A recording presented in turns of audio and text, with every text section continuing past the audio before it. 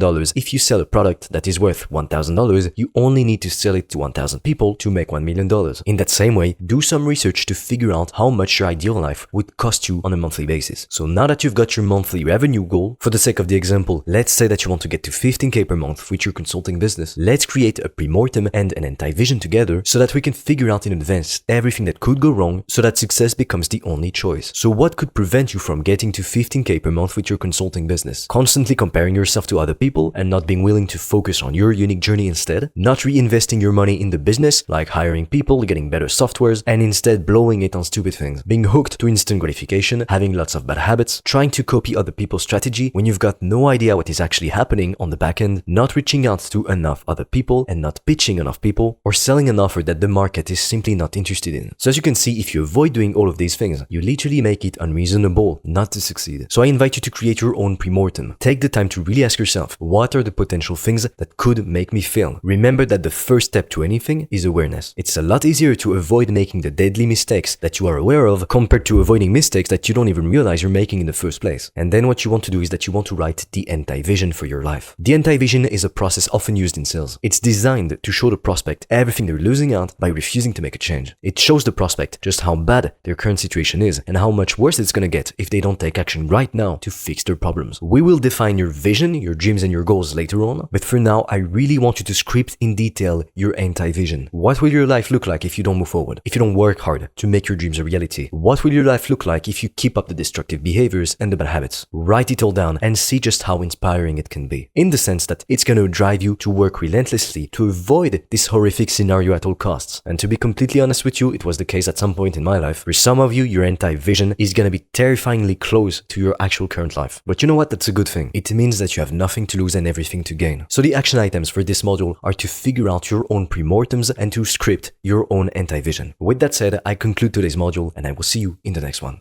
But if you're part of that minority of ambitious individuals who's ready and committed to doing whatever it takes to become financially free this year, I invite you to click on the link in the description below and book a free call with me or my team. Together, we'll help you come up with a game plan to reach financial freedom in 90 days or less. But be quick, because we don't have enough spots for everyone. And with that being said, I'll see you on the other side. So welcome to the first module of the first part of phase 3, which is all about sales. Learning how to sell is exactly what took me from being a broke 17-year-old with only $400 to my name to closing $1,000 deals on meetings with complete strangers.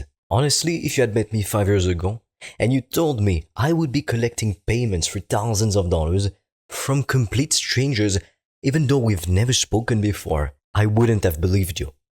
Now, at the time, I was so anxious, I couldn't even leave my parents' house for months just to go for a walk in the neighborhood. Sometimes in my YouTube videos, I tell my story, and maybe by now you will have heard that in my past, I went through some pretty traumatic events. So I'm not really going to go that much in depth because it's pretty intimate and personal stuff. But basically at school, I was heavily bullied, and I was dealing with many personal issues in my family as well. So it was far from being easy. And so because I was treated like shit by a lot of people, and I couldn't really understand why, because I was trying to do my best to please other people. I wasn't really a people pleaser, not in the literal definition of it, but I wanted people to like me and to love me. And so because people treated me badly, like they bullied me, they made fun of me, I was excluded oftentimes, I felt very lonely. And whenever I'd speak up, whenever I'd say something, people would usually laugh at me, make fun of me. So when you're a young kid, that kind of stuff really affects you. It goes into your subconscious. And then as you grow up, you're an adult, for some reason, you have anxiety and you can't explain why. It's because all that stuff in your childhood literally made you into who you are today. If my parents had been well off, if I had grown up in a wealthy family, I wouldn't have had the drive I have today to build profitable businesses and to be successful, because I would see my mother filling out online surveys just to get free products at the grocery store. It's only because I had this kind of life of upbringing that it gave me the drive and the hunger to go for so much more. So the reason why I'm telling you all of this, and if you know me then you know, I hate speaking about myself, but when you're building a brand you kind of have to tell your story for people to relate to you. And I have lots of people who come to me and they tell me they really resonated with my story. So if I can share my story to inspire others, I'm going to do it. But my goal when I tell you my story is essentially to show you like where I started and in what kind of shitty position I was in, even just in terms of like who I was as an individual. If you take a look at the way I spoke when I made my first YouTube videos, it was terrible. You could feel the anxiety in my voice. In fact, I will put a little segment of a video that I made on my channel over 2 years ago now, and you will hear the way I spoke so you can see for yourself. We can always make more money, but unfortunately, we can't always have more time. So why should I listen to you, you may be wondering? So as you can see, that was a scared, anxious boy who was speaking. And the reason this matters is because if I could go from being so anxious, I couldn't even leave my parents' house for months to go for a walk in the neighborhood. I mean, do you realize how bad it was for me? I couldn't even go outside, what the fuck? If I was able to go from that to only having $400 in my bank account, having to do unpaid internships for school, in phone repair companies, in restaurants, in temporary work agencies, even in convenience stores, if I was able to do that. And nowadays I can close $1,000 deals on the phone with complete strangers. What makes you think you couldn't even do better than me? So without further ado, here is what we are going to cover in this module. First, we're going to take a look at why you absolutely need to master sales if you want to make $10,000 per month or even become rich. Then, we'll take a look at why great salesmen are useless without this element, and I'm going to reveal exactly what this is. Then, we'll see why we want to sell on a meeting instead of selling on a sales page with a VSL and a button to buy. This keeps you broke, hopeless, and desperate. I'll explain everything in just a moment. It will all become crystal clear. Then, I will explain why most people won't buy right now. And finally, we will go over the math to $10,000 per month. So first, let's take a look at why you absolutely need to master sales if you want to make $10,000 per month or even make millions. Now, typically, when people try to start a successful business, they encounter one of the following problems or even all of the following problems. The first is that they try to sell something which nobody wants. So to give you an example, my father is really into yoga, and at some point he wanted to make a living doing that while he was working as a nurse. So he started to take some classes here and there and to teach yoga to students. He even completed some kind of degree and he got a certification. And so he went and he asked yoga teachers how they were able to run that business and if it was profitable, how they were making a living. And most of the time, the only people who were actually, successful with a yoga studio, it was like females in their 30s, and they had no family, so no husband and child or anything, so they only had to support themselves. They didn't have the responsibility of having to take care of kids, of bringing a specific salary every month. And all of these people, they had their yoga studio, but they were barely breaking even. Some of them, they might have to close their yoga studio in the future because it's extremely expensive. They have to pay rent, which is about $2,000 per month in a big city, but they struggle to make $2,000 per month because they're not bringing in enough customers. There is not enough demand, and since they charge per hour, they don't charge $500 per hour. Everyday people would never buy yoga sessions for that kind of price tag, I'm sure you realize. And my father also spoke with lots of other people who got that yoga certification, and they wanted to open up a yoga studio as well, to be able to live from their passion. But all of the ones who tried, they failed miserably. They declared bankruptcy very quickly, for all the reasons we just spoke about. And that's the problem when you try to build a business solely around your passion. Ideally, it's great if you're passionate about what you do, and if also the market needs your solution. For me personally, it's amazing for me because I love helping people to build businesses because I'm passionate about building a business. And if you notice with me, I like being efficient. I like killing two birds with one stone. Vegans are not really going to like the analogy, but what I mean essentially is that even back when I got started, around 2022, and I was doing done-for-you lead generation services for entrepreneurs, I was helping them to book more meetings. Typically, the reason I chose to do that was because I knew entrepreneurs needed that service. Because myself as an entrepreneur, I would need to find a way to book meetings with my ideal customers so I could close them and make some money. If I couldn't figure out how to book meetings, then I would stay broke. And so I figured, if I have to learn that skill to make my business successful, why not leverage that skill and sell it as a service for other entrepreneurs? And that was my first successful offer. My first customer paid me around $300 because, to be honest, at the time, I didn't want to pitch more, but then I was able to increase my prices, and I was charging at some point $2,000 per month per customer. And nowadays what I do is help ambitious people who start from scratch to build their online businesses, selling consulting and services up to $10,000 to $15,000 per month, and then we can scale from there. Because as you know, the sky isn't even the limit. I get the quote, the sky is the limit, but really there are no limits when you run an online business. That's why I love it. So not only am I lucky enough and privileged enough to do something I actually love, to help people to do something which I genuinely believe in. I don't believe in the traditional 9-to-5 route. Sure, I believe we need doctors. I believe we need people who take out the trash. I believe we need people who make food like cooks. I believe we need nurses. We need all of those people. So not everybody is cut out to be a business owner because it wouldn't make sense. The world wouldn't even run. However, I am against society telling everybody needs to be an employee. Some people are meant to be leaders. Some people, they just need more freedom. That's how it is. And so for these specific individuals, for that minority of ambitious people, I want to help them to reach their goals, make a lot of money, while at the same time solving painful problems for people. That way we literally make the world a better place. We make money doing what we love, helping people.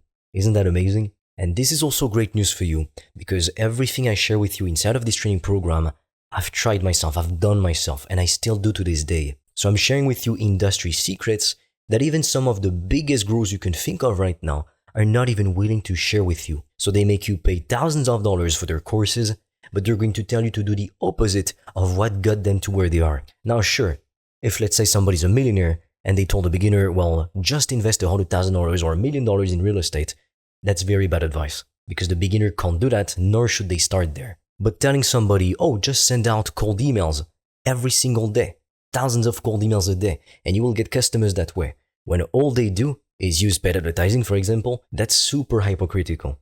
Everything I'm sharing with you, either I've done it myself or I'm still doing it to this day. So you need to sell something that people want. Otherwise, you won't make any money. That's the most important part of the equation. Ideally, you can find something you're passionate about and make money solving that painful problem for people. And typically what I advise that people do is that they pick a niche or a painful problem to solve based on their own experience. So to give you an example, me, I come from the lower middle class, and my painful problem all of my life was that I wanted to make more money. I wanted to have more freedom. So what better problem for me to solve than this specific problem of making more money, of having a profitable consulting business online? Now let's say in the past you overcame a drinking addiction. What better problem could you solve for people than helping them to overcome their drinking addiction? Because if you yourself were part of your niche, you had that same problem these people are trying to fix, you know how to fix it better than anyone else. And on top of that, you know your niche's problems, pain points, and desires better than anyone else. Now, the other reason why people fail to start a successful business is because they sell a great product or a great service, but they're not getting any customers because no one knows about them. I like to give this example, but let's say you had a tea shop in the middle of the desert. How much tea do you really think you're going to sell on a monthly basis? You won't make any sales. Your shop will be a complete failure, a complete disaster, because nobody knows that you even have tea to sell. Instead, a smart thing to do would be to open up your tea shop in the middle of a busy road in London. Now, to give you another example, a more practical example, think about your favorite influencer right now, getting 0 views on all of their videos all of a sudden. How would they make money then? Now sure, they might be utilizing paid ads, referrals, or other things as well to get customers. But if it's a big influencer, they're selling courses, or coaching, or ebooks, or anything, softwares, all of a sudden they have 0 views per month. How much money would they really make? You could be selling a great service, a great product, have an amazing offer, but if you get no booked meetings, if you're not pitching anyone, you won't make money. It's that simple. And the mistake that people make is thinking that their offer is the problem when they're not booking enough meetings. I had somebody who came to me the other day, like a week ago, I think, something like that. And the guy was so obsessed with his offer. He kept telling me his problem was the offer. When the guy was making money consistently every month, and he worked with lots of companies. So I told him, dude, if you booked more meetings, you would get more customers. You are already getting paid customers. It means you have proof of concept. People want what you have to offer. But the guy was so stubborn, he wouldn't hear what I was saying. He was like, no, I need help with my offer. So don't be like that guy. Be open to suggestions. When I give you feedback, I'm doing it because I have a different perspective. Like sometimes you're so immersed in the thing that you do, you don't realize the mistakes you're making. So when I do give you feedback, try to receive it with an open mind. So when you have a proven offer, meaning you know what you sell, you know who you sell it to, you know how much to price it, you need to become obsessed with getting visibility for your offer. And more precisely, you need to become obsessed with getting more booked calls. Now in phase 5 of this program, I'm going to show you how you can do that. It's going to be all about lead generation. The first part of lead generation is going to be about inbound marketing. So how to get customers to come to you. This is by far the most efficient way to market your products or services. You might not see results like instantly within the week of starting, but months down the line, it will bring you quality leads consistently.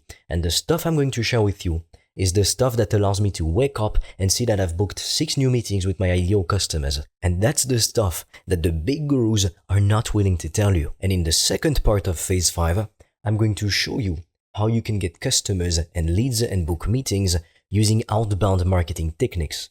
And I'll show you exactly what I did back when I was doing my done-for-you lead generation services and how I was booking meetings consistently every single week with my ideal customers. But we'll discuss that in detail. So let's come back to the topic at hand, which is the art of sales.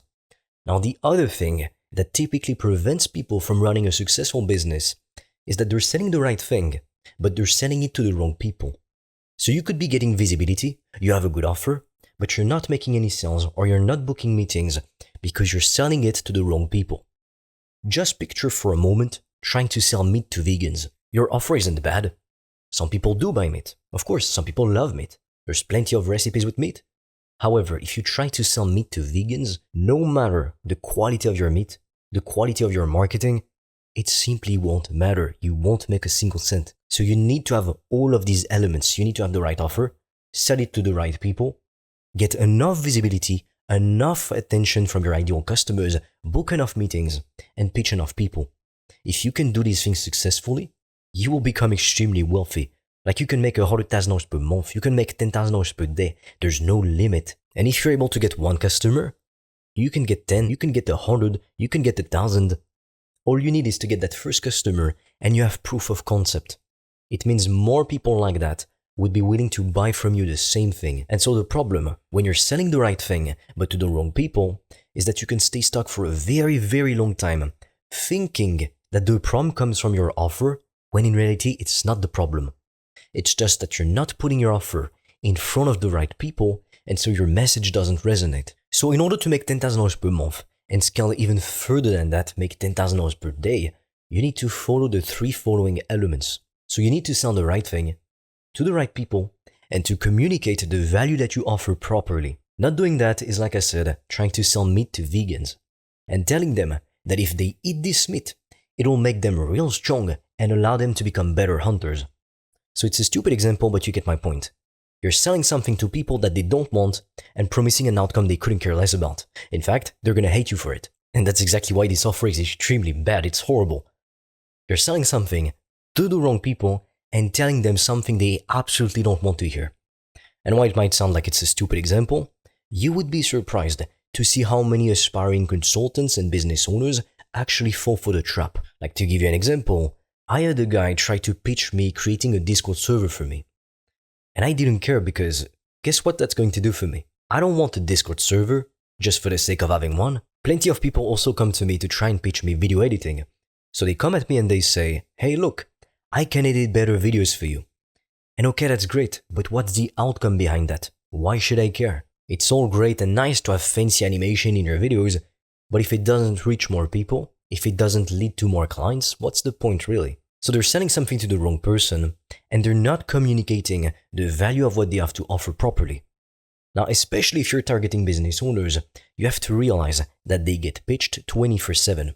So as soon as they sense it's a pitch, they just tune out. The only exception is that if it's a no-brainer offer, if it's an offer so good, it would be stupid to say no, then you're going to start getting business owners' attention. And you need to be able to fulfill on that promise, of course. And typically, the way you create an amazing offer, especially if you're doing B2B, is to give people a 10x return on their investment. So if you could help a business to make an extra $20,000 per month, they would gladly be willing to pay you $2,000 per month for your services. Now, when you're doing B2C, business to consumers, it's a bit more complex because typically, since you're not necessarily helping people to have a financial return on investment, you can't say, well, I'm going to make you 10 times more money. If you help somebody to overcome a drinking addiction, to fix their marriage, to become more confident, to become more productive, you can't really focus on the financial aspect, even though you can use it in your pitch to make them realize how it's going to benefit every aspect of their lives. To give you a practical example, if you were to be a marital advisor because you avoided divorce and now you want to help others to avoid the same tragic fate, well, typically, you can also have the financial argument because if you were to help people to overcome a divorce, it's very costly. They could lose like lots of assets, hundreds of thousands of dollars, even millions of dollars in high net worth divorces. But my point is, You don't have to sell something which has to do with making more money to charge a high-ticket offer. There's a woman I came across one day and she's called Brittany Brown, and she basically helps women to overcome binge eating disorders. That is extremely powerful, and I know for a fact she charges a high-ticket price and people pay her because it's an extremely painful problem to live with. If you take a look at the posts on Reddit about binge eating disorders, people are in so much pain it's not even funny. And it's actually more common than you would think in the fitness industry. Because with all of the pressure that you have on social media, which is to look extremely hot all the time, have your six-pack all year round, it's terrible what it does to people. And then you can see videos online like 10,000 calorie challenge, I eat 10,000 calories in a day. And so of course it creates massively unrealistic expectations for people. Now the reason you need to master sales, if you want to make $10,000 per month and even more, is because you could be selling the right offer to the right people, but if you sell it poorly and you don't know how to properly communicate the value of what you're offering, you won't make much money. It's that simple. Now maybe you've heard of Jordan Belfort. He's basically the real Wolf of Wall Street. His life story is so insane, they literally made a movie about it, and they hired none other than Leonardo DiCaprio himself to play the main character, Jordan Belfort. Now if you've never watched that movie, I suggest you do, it's a pretty funny movie. But basically, to sum up the whole story, he was a stockbroker and he was broke. And then he got hired and then he started to work at Wall Street. And then the financial crash came around, so nobody was investing. So he was still in a shitty position financially. And then he created his own company, Stratton Oakmont. And at first, he was basically cold calling people to essentially get them to buy penny stocks. Because on those stocks, compared to blue chip stocks, they would receive a huge commission. And what the stockbrokers wanted was to get their clients to spend as much money as possible. That way, they would receive huge commissions. And what he did was that he built that business into a huge company. So at some point, he had hundreds of people working under him, all following his proven framework, a sales script. He built an insane company culture. Like they would do these crazy things. They would have hookers coming in at the office, like crazy things. And he literally turned everyday people into killer sales reps, earning millions of dollars worth in commissions every single year. All of that because he gave them a sales script and a proven framework to follow. Seriously, I'm not joking. And later on in this training program, in this phase in fact, I'm going to give you the best sales script in the world. Now when I say that, you might think I'm over-exaggerating, but I'm not. Seriously, I'm not. I know for a fact that this sales script has generated probably over $100 million by now in the world, because I learned it from one of my mentors, and many of his students learned it as well, and saw gigantic success with this method, and even my own students as well. And it's with this business model, selling services and consulting, that I've seen the most amount of people start from rock bottom, literally just broke, making no money, or having some kind of shitty job just to pay the bills, to becoming 6 to 7 figure a year earners. So this stuff is honestly gold. Now, great salesmen are useless without this. Selling is great, but there's something that's even more important, and it's having people to sell your products or services to. I gave you the example with the tea shop in the middle of the desert. Well, obviously, if you've got a tea shop in the middle of the desert, you're not going to sell anything. And the truth is, you could take the best salesman in the world, Jordan Belfort, the Wolf of Wall Street himself, or even people like Grant Cardone, but if you were to lock them in a room alone, with no one to pitch, and you tell them you have to make $1 million in 24 hours, otherwise you can't get out, and you're never going to get out ever, guess what's going to happen? They have no one to pitch, they're not going to make the $1 million. They will literally stay stuck in that room and die. Which is why in phase 5, which is all about lead generation, I'm going to show you the best ways to get your offer in front of your ideal customers. Because without that, nothing happens. You could have the potential to be an incredible salesman, but you would never know. You would never know because you're not pitching anyone. Now in that phase, I will be sharing with you these secrets of the industry leaders. The kind of stuff that nobody actually dares to tell you in their paid programs, because the truth is, they don't want you to compete with them. I'm not joking when I say that a lot of these big gurus out there, you know their names. They purposefully leave this kind of stuff out of their programs just so they make sure you can't steal their systems and replicate them. So it's less competition to worry about for them. They don't actually give a shit whether you succeed or fail. And you may wonder, well, why do you give a shit whether I succeed or fail? I've paid you. The thing is, I like when people send me their notifications of their first Stripe payment, because then I can use that myself to get more customers by showing others, look, my customers followed my process, it worked for them, come work with me and I'll help you to achieve the same. So first, there's the selfish reason of, I want to grow my own business. But then the second reason is, I know what it's like to grow up broke and miserable. And to me, there's nothing more gratifying than knowing I've helped somebody to get out of this shitty situation. It's like the same reason why people give money to charity. Technically speaking, what do they get out of it? They don't get nothing out of giving to charity. They get a feeling of having done the right thing. They feel like they're a good individual who contributes to society, like they're doing something for the greater good. And human beings typically love to have a mission to do something which is just not for them, but also for other people. When I have calls with people, a lot of them, like the vast majority, tell me that the reason they want to be financially free, it's not even just for themselves necessarily. In fact, I don't even hear people tell me that they want to buy a sports car that much. I do hear it, but it's never the main thing. The main thing is always, I want to provide for my family. I want to retire my parents. I want to pay off the debt that they have. I want to never worry about working for a boss ever again. So it's about freedom. Now, why we want to sell on a meeting and not on a sales page with a VSL and a button to buy? Why? Because if you do this, it's going to keep you broke, hopeless, and miserable. While I was building my done-for-you lead generation service, I tried to sell products with a VSL and a button to buy. And I was getting very decent traffic on that page. In a year, I got something like 600 leads. So it's not only people who clicked on my link to view my webpage, but it's people who gave me their email so I could then show them my VSL, and at the end there was a pitch and they could buy if they wanted. And guess how many clients I got with that VSL? I only got one customer out of 600 people who actually gave me their email and wanted to see that video. One fucking customer in 365 days. Now luckily at the time I had my done for you service, but I thought, all the big gurus have these fancy VSLs and webinars that are like 3 hours long, and that's how they make millions per month, so let me try. And while this works, it only works when you are at the level of the big guru. Either you have a crazy budget for ads, or you have millions of followers and you get millions of views per month on your videos. Now, there are a few methods available to sell products and services. Typically, there's 3 main methods. You have a VSL on a sales page with a button to pay. So it's essentially a video which is typically 30 minutes long, and you explain people why they should buy your solution. You don't say it like that. It's more subtle.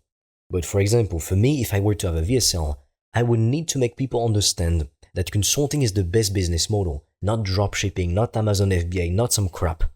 And then I would pitch them my offer and make them understand what they have to gain out of working with me and what they're going to miss out on if they don't. So I not only need to convince people that this business model is the right business model, the best in fact, but on top of that, I need to convince them I am the right person to work with. So it's pretty difficult to do in a webinar or in a VSL.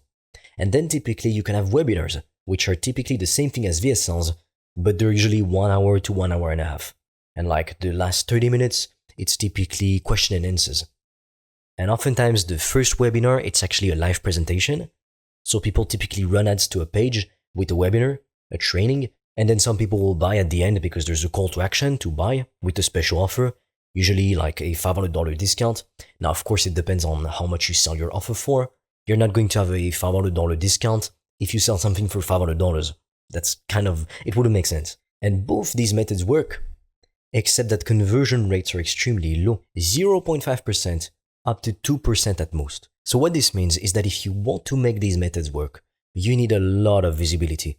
It's working for your favorite influencers because they have that visibility, but you don't. And it takes years.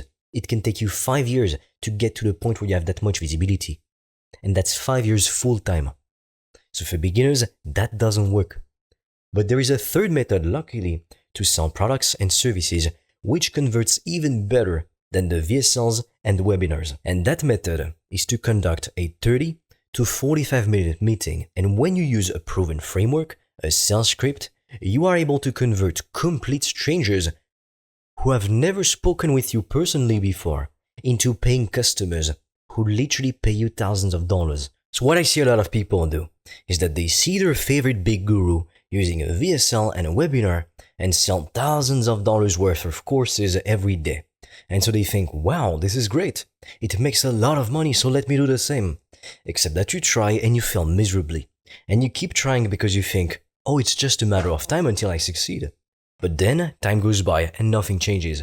You're still broke, miserable as hell, depressed, trying to sell your $200 course or school community, and you wonder why it's not working, and you wonder how come some people are able to make $10,000 per month, $20,000 per month, and they have the financial freedom that you would love to have. And you know, like, you're not different compared to these big YouTubers. Some of them, most of them, they just got lucky. I'll be honest with you. Most of them, if you hear their story, they got lucky.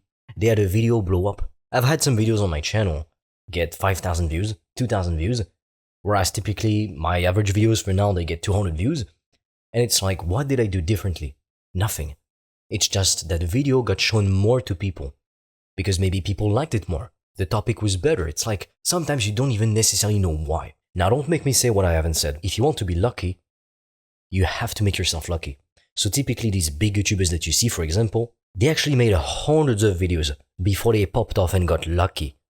So I'm not saying it was easy, by any means. In fact, right now I've had like 315 videos published on my channel, long form videos. I'm not talking about the shorts, like genuinely long form videos.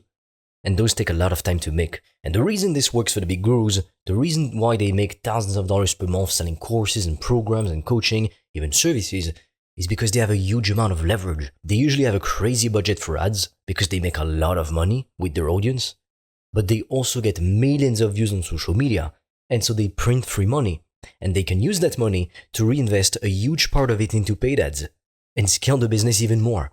So it creates a positive cycle. The hardest part is obviously getting started. Now, if we take a look at the math, on a VSL or webinar funnel, you typically have a 0.5 conversion rate. So, whereas with a meeting, conversion rates is typically between 15 to 30%. And so all the people who see your webpage, they won't actually give you your email. It's typically going to be 20%. So if you have 100 clicks on your website, 100 people see your website, what you have to offer, your landing page, that's what we call it.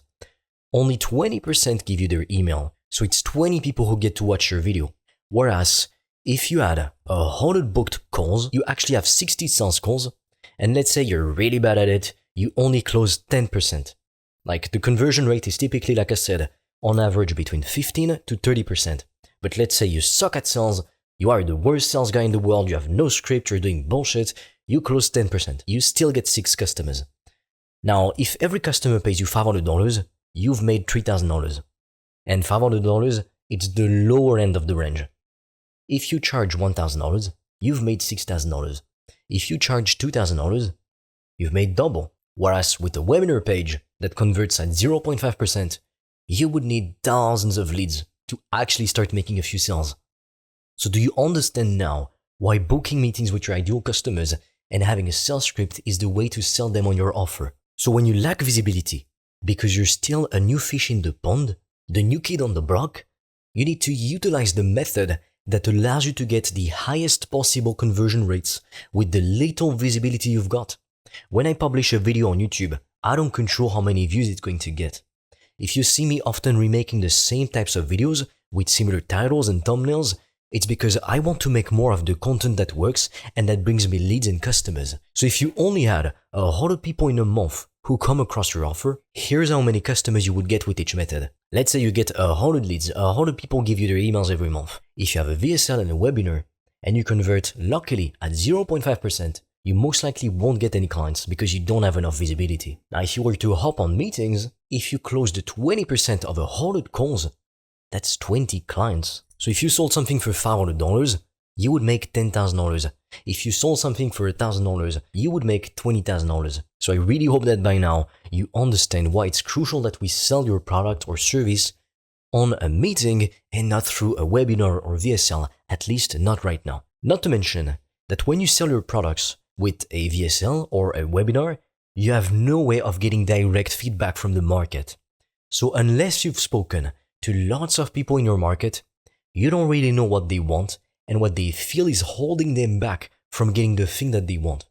You don't know what objections or what limiting beliefs they may have. So it's very difficult to craft a good VSL or a webinar that actually converts. So you don't want to be lazy and to just want to redirect people to a web page and have them click on a button to buy. You need to take sales calls.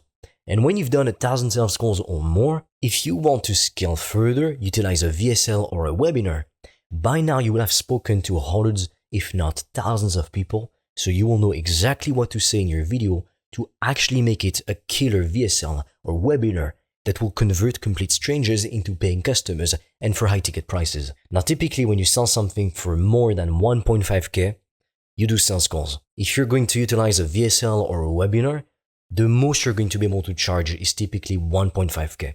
So if you sell an offer for $3,000, you need to utilize sales calls. Webinars and VSLs are typically for less expensive products, usually around $50 all the way up to, like I said, 1.5k. So now we need to take a look at why most people won't buy right now. So typically 99% of people won't buy now, and actually it's normal. Only 1% is willing to buy right now, and our job is to identify that 1%. So that's exactly what I'm going to show you how to do in phase 5, which is all about lead generation. Now for someone to buy, they need to fit this criteria. They need to see the value in what you have to offer, so in other words, to be sold on your product or service. And they need to be willing to make a change right now and fix the problem that's plaguing them right now. You would honestly be surprised to see how many people have a painful problem, a drinking addiction, a relationship that's falling apart, a shitty financial situation. Yet they decide to put things off, even though they say that thing really matters to them. But some people, they're just full of doubts and they really need you to help them to pull the trigger essentially and to make the buying decision that will change their life. So not only do they need to see the value in what you have to offer, so they need to be sold on your product or service before they even hop on a call with you, but they also need to be willing to make a change now to fix the painful problem that they have. And they also need to have the finances to invest right now. Sometimes I speak with extremely qualified leads. And by qualified, I mean I know I can help these people. And they're super interested. They know who I am because they've watched my content and they know how I can help. But they tell me they don't have the money to invest right now. Now, you have to be able to differentiate between the false objections and the real objections. A real objection would be something like, well, I need to pay my rent. Or I just spent a lot of money fixing my car, so I can't invest at the moment. So those are real objections. You can't do anything about that. But usually, when people give you a false objection, it's going to be more vague. They will say something like, I need to think about it. Or I need to talk about it with my spouse or with my parents if you sell to younger people. But those are usually smoke screens. And the prospect will only tell you what the real concern is if they feel safe in your presence. So later on in this sales training, I'll show you how you can handle objections. Because typically, when somebody fits the criteria we're looking for, meaning they have the money to invest, they're super interested, they know what you do and how you can help, and they're ready to make a change, there is no reason for them not to sign up and not to become your customer. So if you don't sign that customer, don't blame them. If they tell you, I need to think about it, and you don't know what to answer, you let them go, you're like, okay, it's on you if you didn't close the deal. It's not because the universe hates you. It's not because, oh, this prospect is horrible. It's because you didn't know what to answer. Which is why, again, like I said, I'll show you how to handle objections. And I will also show you methods to prevent objections from even coming up in the first place. Because what's better than handling objections is to prevent them from happening in the first place. Now let's take a look at the math to $10,000 per month.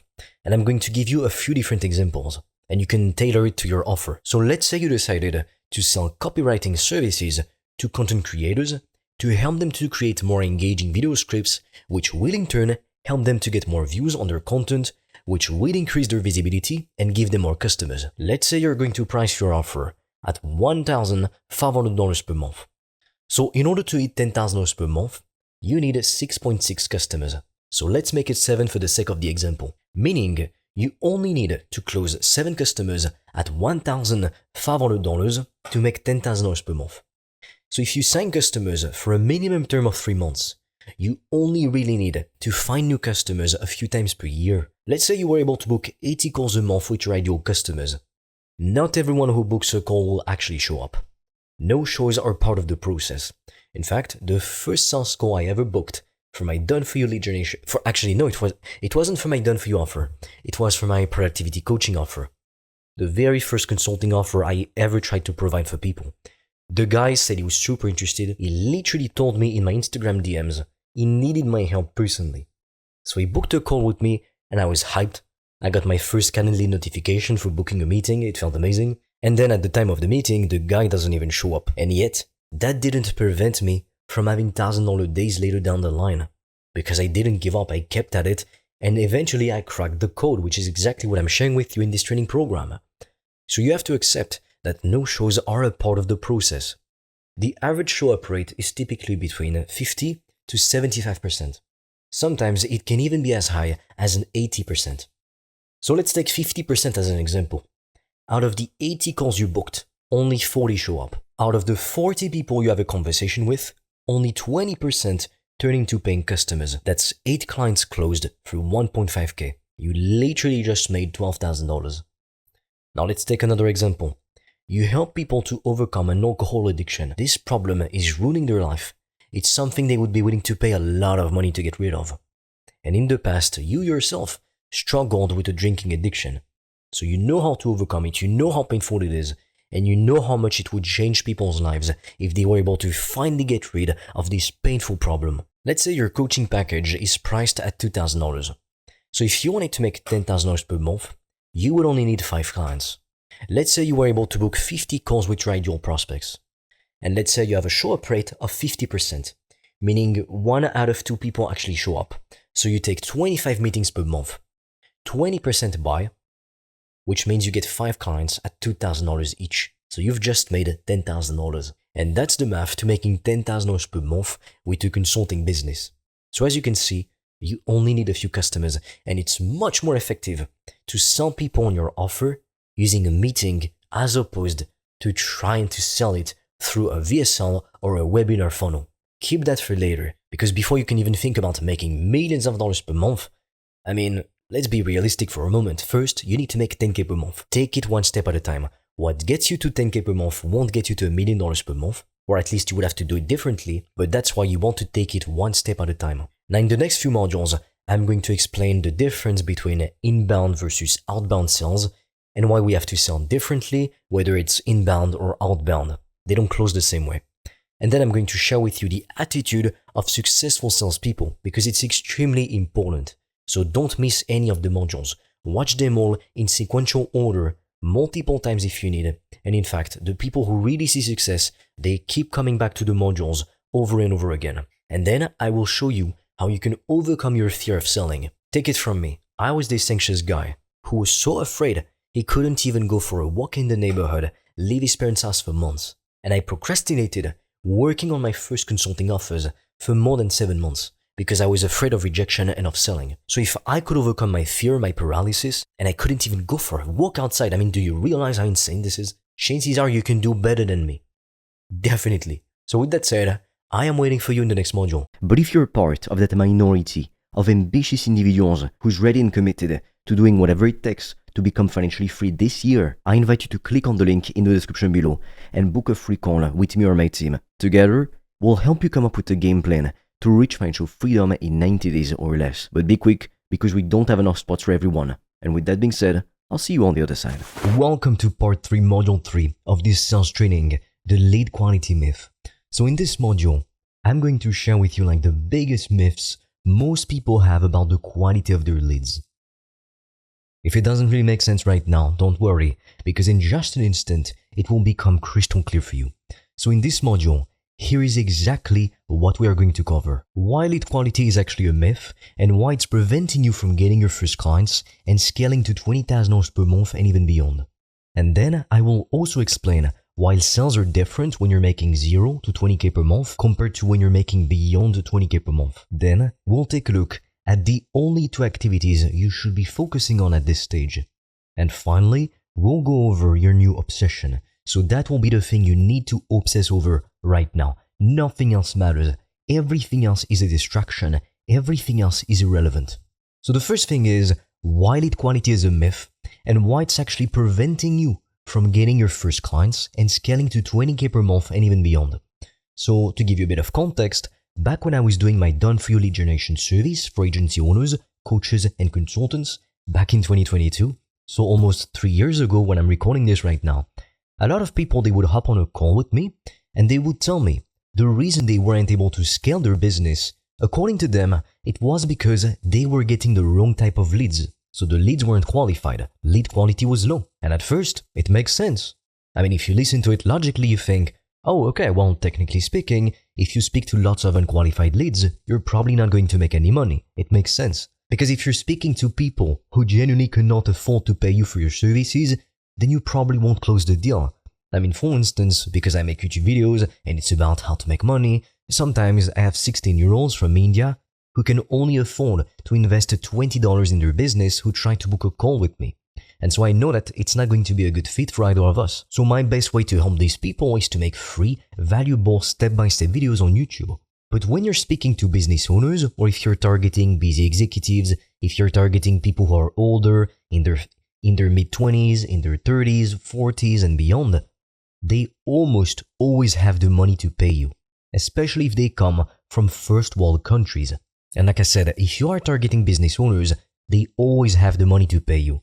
Like for a business, if you were selling some kind of done-for-you lead generation service and you were charging 2K per month, even 4K per month, lots of businesses, as long as you're able to get them results, they would pay you because it's not that much money for a business. If you make 2K per month or even hell, 10K per month as an individual, it's a lot of money technically speaking. Because if you make 10K per month, you are in the top 1% of all employees on the whole planet. But for a business, if you're only making 10K per month, you don't even exist, you're not even seen on the map, you are considered an extremely small business by literally all tax organizations in the world. So that's to show you, for a business, 10K is not a lot of money. If you were to spend 10K per month on personal expenses, you'd live an incredible lifestyle. But for a business, for most businesses, like even your local coffee shop, your local restaurant, 10K, it's like not even their monthly expenses. Chances are they pay way more than that. So especially if you sell to businesses, don't be afraid that they're not going to have enough money to pay you, because 99% of the time they will have enough money. Like I told you, if you're targeting students or if you target 16-year-olds from India, well, you're probably not going to be able to charge them high ticket prices because they simply can't afford it. So sometimes you conduct a sales call, you do everything right, and you get to the end of the call, which is the pitch. So you pitch your product and it's perfect for the person that you're speaking to. And sometimes people will say, I can't afford it. But most of the time, if you're speaking to a business owner and they say, I can't afford it, it's a lie. So you need to figure out what's actually behind it, because it's a smokescreen. They're not telling you the real objection. Now, if you're speaking to consumers, if they say, I can't afford it, it's a lot more likely to be true. However, that doesn't mean it's true. You need to figure out whether it's a smokescreen, something they're saying to avoid it telling you what's the real concern, or if they genuinely can't afford it. And if they can't, well, you can't really do anything about it. If they had to spend money on their car to fix it, if they had to spend money in a costly divorce, like you can't do anything about that. So for these prospects, now won't be the right time to go ahead and to work with you, because at this particular moment in time, they genuinely do not have the finances to be able to do that. However, automatically assuming that most people in your market don't have the money to pay you is more often than not an excuse that salespeople use to not take responsibility for their poor sales skills. So typically, out of 10 leads that you speak to, 1 in 10 already knew they were going to buy before they hopped on the call with you. So even if you did everything wrong, you stumbled upon your words, you had no idea what you were saying, well, they would still buy from you because they're genuinely convinced that you can help them to fix the painful problem that they have. And that's especially true if they've consumed content from you, because they feel like they know you, they already like you and trust you. And they know, like, wow, this is my guy, this is my girl, I need to learn from him or her. That's what is extremely powerful with making content. Because technically speaking, you don't know the person you're talking to. But for them, they feel as though they have this connection with you. Like the amount of time I've had people come on a meeting with me and they tell me they feel as though they have a personal connection with me, even though technically it's the first time we're speaking. I've never interacted with these people before. Now typically 1 in 10 on those sales calls will also be dead set against buying your solution and getting the help that they need. To give you an example, sometimes it happens, and sometimes I have extremely good prospects and I know for a fact my product could change their life. But no matter what, they still won't close. And that's okay. You need to accept it because it's part of the process. And if there's one thing I've learned in life, and this also applies to the business side of things and to literally everything else, it's that people who don't want to be helped, they can't be helped no matter how hard you try to help them or how persuasive you might be. So in that case, it's always just best to move on to another prospect and to not let it affect you too much. Now, what about the other 8 leads remaining? Well, these people, they're typically sitting on the fence, meaning they're not really sure if they would like to work with you and purchase your solution, so they will need your help to decide. They're not really sure as to whether or not they want to get started now, and they're not really sure if you could actually help them or not. And sometimes you might have lots of client testimonials, you can have lots of free content online, but a lot of people, they will still be on the fence. Because the truth is, they have a painful problem they want to fix right now. But a lot of the time, when people don't make the decision to go ahead and to work with you, it's because they tolerate their current situation. It's bad, but it's not bad enough for them to actually do something about it. Like, how many people in this world are stuck in dead-end 9-to-5 jobs that they hate just to pay their bills, their living expenses, their taxes, and they want so much more out of life? And yet, when presented with opportunities to break free from that system and to build a profitable business online, remote, they won't always seize the opportunity. And most of the time, it's going to be because they have limiting beliefs, because they're not willing to invest in themselves, because they're not ready right now. And so as your coach or as a salesperson, your job is to show them how bad their problem is, and that if they don't do anything to change it, nothing is going to change. And some people, they might mistake that for being pushy, for trying to get the prospect to close so hard. But when you know you can help someone, it's literally a moral obligation to sell them your product. So sometimes, like I said, no matter how great of a salesperson you are, and no matter how much the prospect needs your help, they still won't close. And you know what? That's fine. In fact, on these calls, we typically convert between 25% to 30% of all the leads we speak to. So this means that most people, even though they're qualified, they still won't buy, at least not now. And that's okay, because you don't need most people to buy to make 10K per month. You can even scale to 100K per month, 400K per month.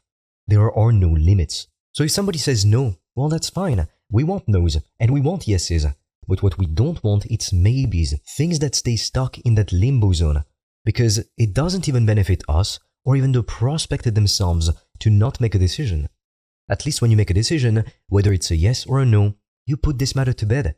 You know if you're going to do it or if you won't. But if you spend all of your time just overthinking about whether or not you're actually going to do it, well, chances are in the end, you won't even do it because you will be held back by so many fears, so many doubts, so many limiting beliefs. So you will have wasted a lot of precious and valuable time overthinking instead of actually taking action, doing something, or just doing nothing, but at least like being okay with your decision. Nothing changes if nothing changes. And at least if we get a yes or a no, we can move forward. If we get a yes, it's amazing because we make money and we also learn to be better salespeople, to help people better. We come up with better products, better solutions, which is why I'm always updating this training program. I'm always trying to make it better for my own customers. That way they get incredible results. And selfishly for me, I make more money in my business, and then I can create mastermind groups, which will be expensive products for successful business owners. So it's like everybody wins. You always want to make things a win-win scenario for the people you speak with. Because people are not just going to hand you their money, the money they've worked so hard to earn or to save, just for no reason, just to please you, just because you want to make money. And if it's a no, we can still move forward and on to another lead. And the prospect, they're going to lose because they can go back to doing what they were doing, and who knows how things will go for them. But for you, even when you don't close a call, it ends up in a no. Do not see that as a failure because it's not. You need to adopt the right mindset. Choose to look at it as a learning experience. And it's not even just choosing to look at it this way. It's the actual truth because you learned to practice your sales skills. The more sales calls you conduct, the more at ease you will be when taking sales calls. So the more easily you will close customers because they will feel you know what you're doing. You're clearly confident in your ability to help them. And on top of that, you do get to learn a lot about your market. You get to learn about what type of specific customer avatar isn't ready to buy now. And then you'll be able to spot these people way in advance. That way, you don't necessarily waste your time hopping on a 45-minute long meeting with them. And then you can only focus on speaking to qualified prospects. And that's also why we do incentive-based pricing. Because looking back over my data, anything that wasn't a yes immediately on the call rarely turned into a yes later down the line. And even when it does, it takes more effort than to convert a brand new prospect into a paying customer. So if people want to join later down the line, okay, that's fine, but they will have to enroll at the everyday price, which is more expensive. Because if you do incentive-based pricing, but you don't stick by it, then it becomes worthless. It means nothing. It's like if you're always getting married and then you get divorced. It's like, sure, get married again, but it's like your vows, they don't mean anything because you break them all the time. It's like making empty promises.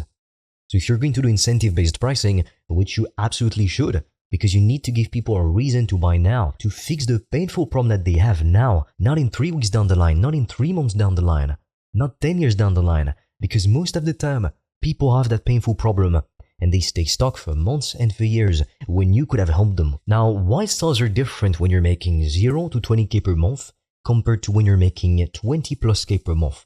So as a consultant, 80% of your time should be spent focusing on spreading your message and filling up your pipeline, as well as conducting sales meetings. If you can do that, you will become extremely wealthy. You can make 100k per month. You can make $400,000 per month. Do you realize that? Most people will never make $400,000 in a year, so let alone in a month. Could you imagine, like, you could buy a new house every month? You could buy 2 new Ferraris every month if you wanted. There are no limits, but you need to do this process correctly. And most of your time, like I said, should be spent focusing on spreading your message and filling up your pipeline and conducting sales meetings, because that is what makes you money. And then sometimes you're going to have to cut back on that a bit so you can focus on building a great product or a great service. To give you an actual example, today I'm not taking any sales calls, and we're going to publish a bit less YouTube videos on my channel for like a week, I think, because I'm really building this program and I'm going to make this into the best program in the industry, because I want my clients to get the best results. And that's exactly what's going to happen. So for that, sometimes you need to cut back on time that you spend like doing outreach or conducting sales meetings to build your product. But remember, you always sell it before you build it. If you don't have any clients, don't worry about building a product. That's how most businesses go bankrupt. They spend all this money into like new designs, they spend all this money on fancy websites and logos, and they hire employees, they get an office, or they spend so much money on ads, but they don't even have a proof of concept, a paying client. If you can't get a paying client, I've been saying this to agency owners, coaches, and consultants since like 3 years ago when I started my journey into consulting. It doesn't matter how much money you're going to spend on ads if you have a shitty offer that nobody wants. So first, create a good offer. And how do you know if it's a good offer or a bad one? You go to the market and you literally get people's feedback. If nobody ever replies to your messages, it's probably because it doesn't resonate with people. If nobody hops on a sales meeting with you, it's probably because you're not doing it properly. And if you conduct sales meetings and you've conducted 40 to 80 sales calls with your ideal customers in your niche and nobody bought, it's abnormal. You should be able to close at the bare minimum 10% of all the calls that you go on. And that's if you're a really bad sales guy or a sales girl. But at this point in this training program, you have been given access to the most powerful sales methodology in the whole world. I'm not exaggerating. This sales script has generated over $100 million for business owners all over the world, and it can make you extremely wealthy. So it's extremely powerful, which is why you always want to only make an offer to people when you know you can actually help them. You don't want to sell something to people if you know you can't help them. And then the other 20% of your time, until you get a client, it should be focused on doing as much research on your niche as possible so you get to understand them better. And what's amazing with doing sales meetings is that since you'll be directly talking to your market, you're going to receive a lot of feedback. And then with that feedback, you'll be able to craft better offers, better messages that will resonate with your niche even better, which will lead to more booked calls, more qualified leads, and as well as more clients for your business. So isn't that amazing? Because the thing is that we went over this in another module, but when you're trying to sell something to people on a VSL or a webinar or a sales page, first you've got a limited amount of visibility as a beginner, unless you're getting started off with 1 million followers. I mean, congrats to you if this is the case. Use that. I mean, it's a powerful weapon, an unfair advantage for sure. But most likely you don't have that kind of big audience or pool of customers already. And you also don't have thousands and thousands of dollars to spend into paid ads and to risk losing. Because at first, paid ads, especially if you don't know what you're doing, it can be a lot like gambling. And that's why in this program in Phase 5, I'm sharing with you methods to get clients for free. And these same methods, they can make you $2,000 per month, $5,000 per month, $10K per month, $20K per month, but even $100K per month. You can scale to $500,000 per month with the methods shared inside of this program, and it's literally the same methods I am personally using to grow my own consulting business. First, before you can worry about 9 figures or 8 figures or 7 figures, focus on getting to 5K per month, 10K per month, one step at a time. Remember, empires are not built overnight. They're built brick by brick. So focus on the small daily efforts, because over time they compound and they create insane results. So you want to follow this rule. No matter what you're selling, I don't care if you're doing coaching, if you're selling services or anything in between, but you need to follow this rule. Until you're taking 6 to 8 sales calls per day, you don't want to worry about lead quality or be too picky of the people you talk to. So the only time you should cancel somebody's meeting and reject their application is if they wrote a bunch of stupid answers. So to give an example, sometimes I take a look at a new applicant, and when I ask what country are you from, they're just giving me numbers, things like that. So you know that it's not a serious application, and the person will most likely never show up to the meeting. They were just trying to see what happens after they booked a meeting, so you would cancel that meeting. Because if they weren't even willing to give you a proper answer to your questions, then they sure as hell were not going to show up or become a paying customer. Now I do have to issue a warning here, because some of my clients, they actually completed the form incorrectly. So for example, in what country are you from, they just put numbers. When I asked, what do you do for a living currently? What's your current occupation? They just put a bunch of numbers in there. And so at first, I looked at this survey, this application for a call with me, and I was like, I should probably cancel that call, because I was already getting lots of booked calls on my calendar. So I thought, well, you know what? What's the point? It's probably just a waste of my time. They will probably never show up because typically they don't, especially if they answer like numbers instead of like, what do you do for a living? But the thing is, sometimes these kind of questions, they can actually scare qualified leads away. And sometimes in your survey, like you will say, do you have the financial resources to invest in working with us, to invest in your transformation, in growing your business, in getting your health and fitness to the next level? And if people say no, you still want to talk to them, because the thing is, they don't know how much you charge. Really, the only time you should cancel a call is if you see that they're like a 15-year-old from India and they tell you that they have no money to invest. Like, it's probably true in that case. But other than that, you always want to accept your calls. Because remember, even if you don't close the call, even if you discover during the call that they're not a qualified lead, it was still worth talking to them, even if there was only a 10% chance of them closing. Because for you, the priority, it's to get your foot in the door, to get your first thousands of dollars per month. And then you get to 5K, and then you scale to 10K, 20K, 50K. And if you see lots of people in your application form giving you answers like a bunch of numbers or whatever, it can also be because, like I said, it scares people away. So in my example, I did ask people what they were doing for a living, and some people, they don't like to answer that, which is understandable. But in my case, since I help people to make more money, I do have to ask them, how much money they make and how much money they want to make in 3 to 12 months from now, because I need clear data points to see if I could actually help them or not. And if I can't, it's okay. But if I can, I will want to make them an offer. But at first, remember, unless you're taking 6 to 8 sales calls per day, you do not want to be picky about who you talk to. Accept all of your calls. Because a lot of people, they will say, oh, you could do role play, like you could partner up with somebody in the community and you, like one of you pretends to be the buyer, the other pretends to be the seller. And that's okay, but honestly, the best sales training you'll ever have is real life sales calls. Because you will get to hear real people giving you real tangible objections. And that's why I know that plenty of big sales organizations in the world use role-playing to train their sales reps. But for me, I'm just always going to tell you, just go to the market. Go to the market, face real objections, speak to real people, gather some data, get to understand your niche better. Because people, if you ask them the right questions, they will tell you what their problems are. You just have to listen. And then they will tell you what they want. And you just have to listen and give them what they want. I know it sounds too simple to be true, but most people love to overcomplicate everything. And then they don't get results.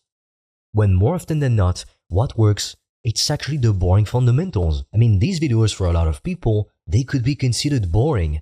But for me, this stuff, it's like, I'm thrilled, I'm hooked. Because this stuff is what allows you to make a shit ton of money, help a shit ton of people, and be free. So it's like, For example, like I have some friends, they tell me like, how come you don't play video games and stuff? And I've played video games in the past when I was in middle school, even in high school a bit, but I wasn't never much of a gamer because I couldn't afford like a proper gaming computer, so I could never actually run powerful games because my computer just couldn't handle it. So I'd open up a game and the whole software would crash, nothing would work. But if some people, I told them like, this for me, making these video courses, talking to my customers, taking sales meetings, for me, that's the video game I'm playing. But at least when I do play that game, I mean, I get something out of it that lasts. When you play your video game, the thing is, it's great, it's entertaining, and sometimes I do play games with the people I love because they really want me to, so I do them that favor in a way. But the thing is, when you log off your video game, you turn off your laptop, you look at your life and it's just the same thing. I'm not saying you can't play games in your off time, and we'll go over that in detail like later, but first you need to make sure your priorities are set in the correct order. If you want to make more money, just work harder on your business. Yeah, I know a lot of people, they don't want to hear this. They want me to tell them, just click on this button, and on this button, and that's it. It's gonna be that easy. But right now, I'm not only telling you what to do, I'm also showing you how to think like a proper businessman. I'm showing you how it's done step by step, but I'm also just teaching you how to fish instead of simply giving you a fish. If I were to give you a fish, I could feed you for a day. But if I were to teach you how to fish, that would allow me to help you to feed yourself for a lifetime. So that's a lot more powerful. So that's the game I love to play. I love numbers, I love math, which is actually a funny story because when I was in school, in middle school, high school, or whatever, I always got bad grades in math, but because it was about things which were not interesting to me. The only times I got the best grades in mathematics at school, it was always when it was about business, like calculating taxes, calculating revenue, things like that, discount codes, percentages, because, hey, I wanted to make money, like I knew I wouldn't go to university, and instead I would build a consulting business, and so I did. Now, if you're doing less than 20k per month, and you don't have a full calendar, then you should not be picky of the type of people you talk to, like I just said. You shouldn't be concerned with wasting your time on prospects that aren't a good fit, because you're not yet at the point where you can actually decide which sort of prospects you want to work with. Because the thing is, even if there is only a 10% chance of somebody closing, it's still worth talking to them. And if your prospects, if you ask them if they have the financial resources to invest in your survey, in your application form, which I will show you how to set up and do, if they say no, do not reject the call, because you don't know how much they charge. And once they see the value of what you have, all of a sudden you will see it's like magic. They will probably have the money. Sometimes I have people in application forms, they tell me they can invest less than $1,000 to work with me. And then we do the sales call, and I know I can help them, so I make them an offer. And I'm convinced that this could change their life. And they see it too, they feel the conviction in my voice. They hear the enthusiasm. And some people end up becoming paying customers, even though initially, if I had just taken a look at their survey, I would have cancelled the call because they couldn't have invested with me, or so they said. So for every call you get on, you want to have this attitude. Forget about this idea of lead quality. The qualification application form really doesn't matter. The only thing that matters is the line of questioning I ask my prospects on the call. That's it. And you would honestly be surprised to see how many times people have lied in their application. And if they haven't lied, then they gave a different type of information. Like sometimes in the application form, people said they were making $2,000 per month. And then I hop on a call and I learn they're actually making $2,000 to $4,000 per month. Now that's a huge difference. It's almost twice as much. And some people, they were telling me like they were unemployed, but then I learned they had some savings or they were making some money on the side with reselling stuff on eBay or whatever. So you never want to just look at your survey and just take it at face value. And you should not assume the lead quality isn't there just because of a bit of writing. And sometimes people, they actually put the wrong information in the form, but by accident. So for example, if you ask someone how much money they make, obviously only ever ask someone how much money they make if you sell something which has to do with making more money. If you sell a fitness offer, you don't want to ask people how much money do you make. It makes no sense. They'll be like, what the hell? Why are you asking me this? Because it's irrelevant. Instead, you would ask them things like, how much do you weigh? You still want to get a number and a data point, like we've seen in the sales script. Because if we can't measure something, we don't know if we can help them to improve it. So we need to put a number. It doesn't mean you're limited to that number, but we need this as a guiding metric, as a starting point, because we need a clear starting point and a clear end point in order to be able to help someone to bridge the gap between where they are now and where they want to be. And we, as an entrepreneur, a business owner, with our product or service, we are the vehicle that can help the client to go from where they are right now, their current situation, to where they want to be, their desired situation. Now, like I said at the beginning of this video, especially if you target business owners, 99% of the time, they will have the budget to work with you. Now, it's different if you're targeting consumers, because most people, they actually live paycheck to paycheck, but business owners, they almost always have the money to pay you. So if you can't close them, it's either because they don't actually see the value in what you offer, they don't trust you to give you their money, or it's just a trust problem in general. They don't trust themselves. So the problem that they have isn't painful enough for them to do something about it. Now, when they don't see the value in what you have to offer, it's your fault. It's because you were not clear enough either in the content that you made, in the VSL that you made, or in the way that you reached out to people, or even during the sales call when you explained your offer at the end of the call or during the pitch. So it's your fault. It's up to you to make people clearly see how much value they would gain from what you have to offer and what they're going to miss out on, all the painful problems they're going to stay stuck with if they decide to do nothing. And then, if they don't trust you to give you their money, it's probably because you haven't done the sales call properly, or your social media profiles are clearly not optimized enough to build trust with your ideal customers. So you really need to work on that. And when it comes to trust, the other thing, or rather the other person they might not trust, it's actually themselves. So they know what you have to offer, they know it can change their life, but they're just not ready to pull the trigger because they don't trust themselves. And these people typically, they will ask you questions like, do you have a money back guarantee? What's your guarantee? And if they ask that question, you want to give them an answer, of course. But typically that shows you they don't really trust themselves. And sometimes when people ask you, do you have a money back guarantee or something like that, it's actually because they've tried things in the past, but they didn't get the results they wanted. So you want to ask them, what have you tried in the past? Have you invested into programs, courses, and what did you get out of it? Did you get what you wanted? And since they'll probably say no, you want to ask them, well, let's say you were to work with a new mentor, a new coach. What would you like to get that the previous one didn't give you? I'm going to give that to you.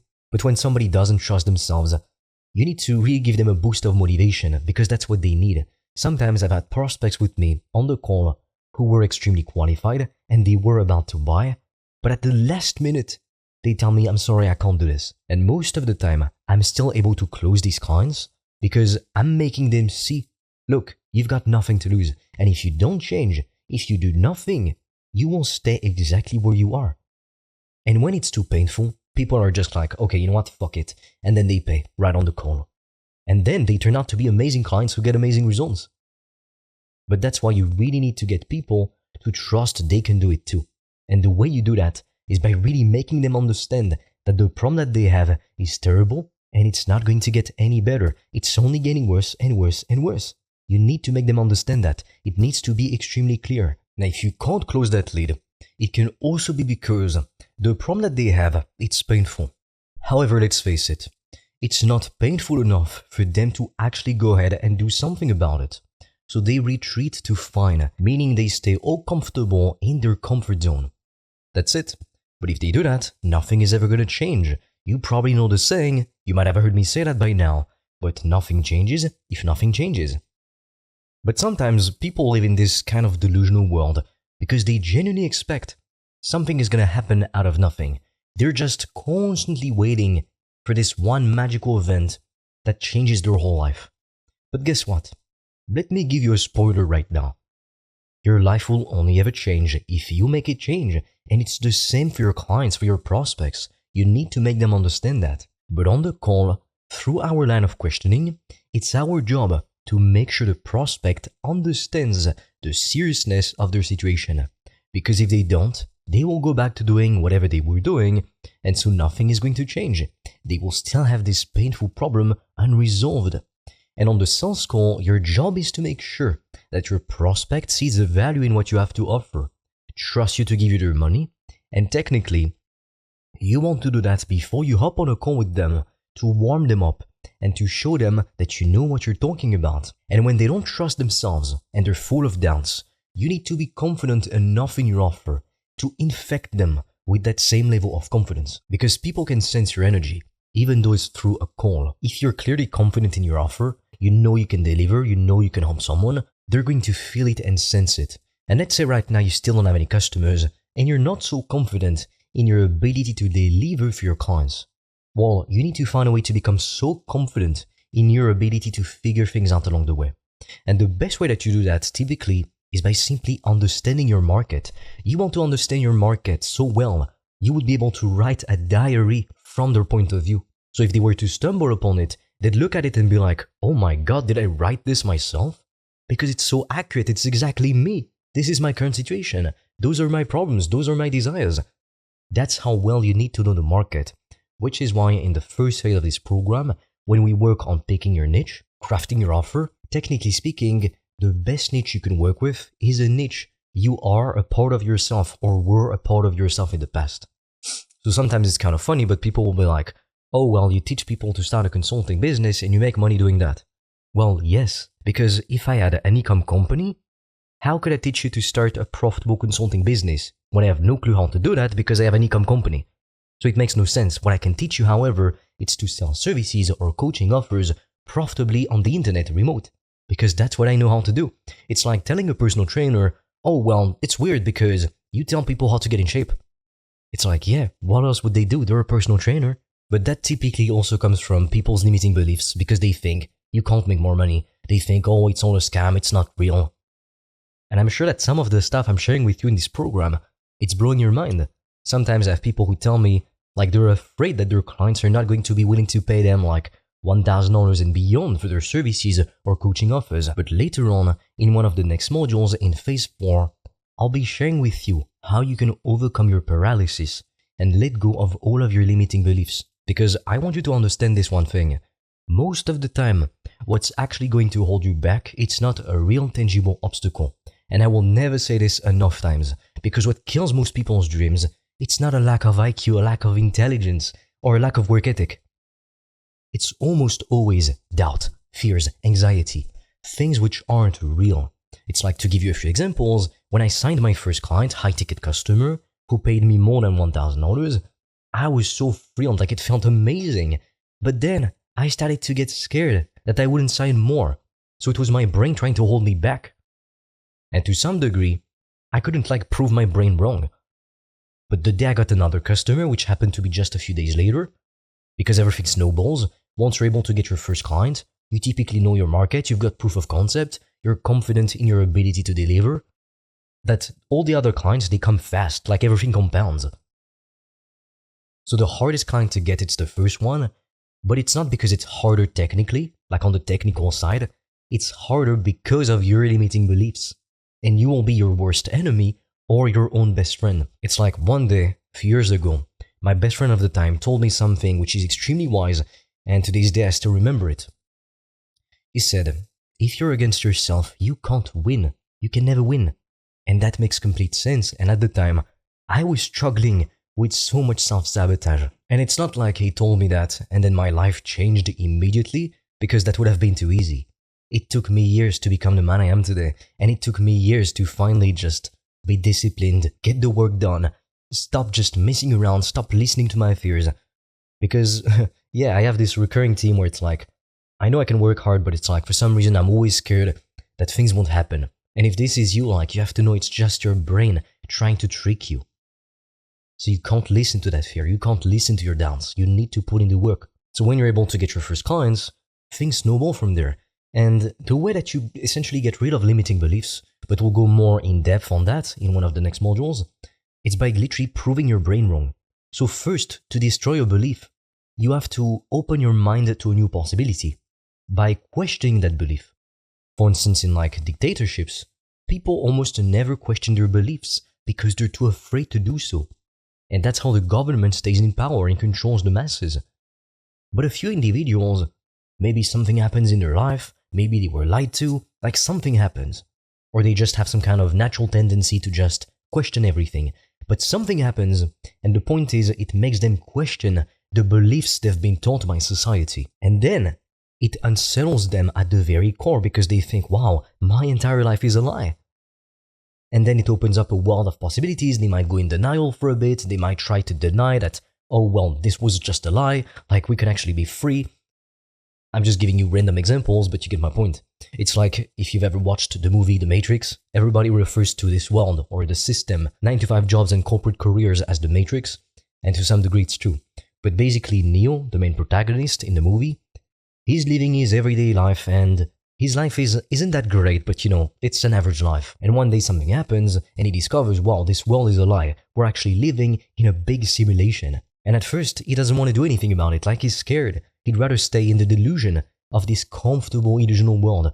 But then he decides, you know what, fuck it, I just can't do it. I have to go towards the truth. And he takes the red pill that Morpheus gives him. And then he becomes a completely different person because his entire worldview, his beliefs, everything about who he is completely changes. And that's when I talk about, when I say that in order to become successful, you need to become a different version of yourself. Because who you are currently is not the same version of yourself that you will be when you will be making 10, 20, 30k per month and even more. Like currently, I'm not the version of myself who makes $1 million per month as I'm recording this video. But one day I will be, because I keep evolving into different, more evolved versions of myself. And evolution is the most fundamental law of this universe. What doesn't evolve decays and dies. And so to give you another example of one of the fears I had, well, when I started to do payment plans, and I did that from the start, but like when I did my first payment plan, I was so scared that for some reason, on the day it was set to be billed automatically, the payment would not go through. So I would have to reach out to my client and be like, well, can you pay the rest of the amount that we agreed on? And they'd be like, oh yeah, no, I just don't care. And they wouldn't pay. And I would lose half of my revenue. But then what ended up happening is that I got super scared, but for nothing. I just got the payment billed automatically on Stripe. That's it. So I was just worried for weeks in my mind. When I got the payment and everything worked just fine. So that's why if you show up to a call, you're needy, you're desperate, you're not confident, your prospects are most likely going to sense it. So it can be a disadvantage if you're just getting started, but the more you progress into it, the better you get at sales, the easier it's going to get, because you will have enough confidence in your offer to infect people with that same level of confidence. And that can allow you to win prospects over who really doubt themselves. Now, when it comes to application forms, should you use them or should you not use them at all? I recommend you use an application form because it makes the process more selective, and since you ask a small commitment out of people answering a few questions, they're more likely to show up to the call. However, you have to realize that the idea of using an application form has come from people who are making multiple 7 and 8 figures. And so they're at the point where they've got so many visibilities through social media or paid advertising that they've got so many booked calls and they need to really qualify their leads because they're talking to dozens of people per day. They have multiple sales reps, and so it becomes a mess very quickly. And so if you're spending so much money on your business, you're making a lot of money, you have a real team and everything, like you're paying your sales reps, So it wouldn't make sense for them to go ahead and to talk to people, to leads who are not qualified or who don't want to buy right now. And that's why the application form really matters. Because when you've got a certain amount of spots on your calendar, let's say you can only welcome even just 30 sales calls per day, and you've got multiple sales reps, 3 to 5. Well, the thing is, opportunity cost starts kicking in because you only have so many available spots in a day, and you can't talk to everyone, nor can your team. And that's when it makes sense for you to become hyper-selective. But remember, at first, you should be taking all of your sales calls, except the ones that you need to cancel because obviously it's just people messing around. They gave you fake answers, they answered to none of the questions properly, just to see what happens next, but they won't even show up. But even then you need to be careful because, like I told you, sometimes people gave me weird answers, but they showed up to the call, and not only that, they bought on the call when I didn't expect it at all. Now usually, it wasn't all the form which had wrong, incorrect answers, so it was just a few, and then the rest of the form was okay. And so when that was the case, and when they were coming from countries like first world countries that could afford to pay my services, I'd just take the call and see what happens. Unless I had many calls booked already. And I suggest you do the same. So at first, like I said, you should be taking all of your sales calls. And you have to remember that even if they don't close, and even if in their application they told you they had no money to invest, either they will see the value in what you have to offer, and all of a sudden you will see it works like magic, they will find a way to come up with the money that they need to pay you and to work with you to get what they want. And even if they don't, and they never become a paying customer, well, you're conducting sales meetings and you're gaining experience. It's like free sales training, and you're learning things about your market that you won't be able to use to come up with better offers, better messaging, to make better content, better ads, everything. So meaning, the next sales calls you conduct, they will be easier for you and go more smoothly than the previous ones. It's like if you've got 10,000 sales calls done, then you're a master at sales calls. Whereas if you only have 3 sales calls done, you still have a long way to go.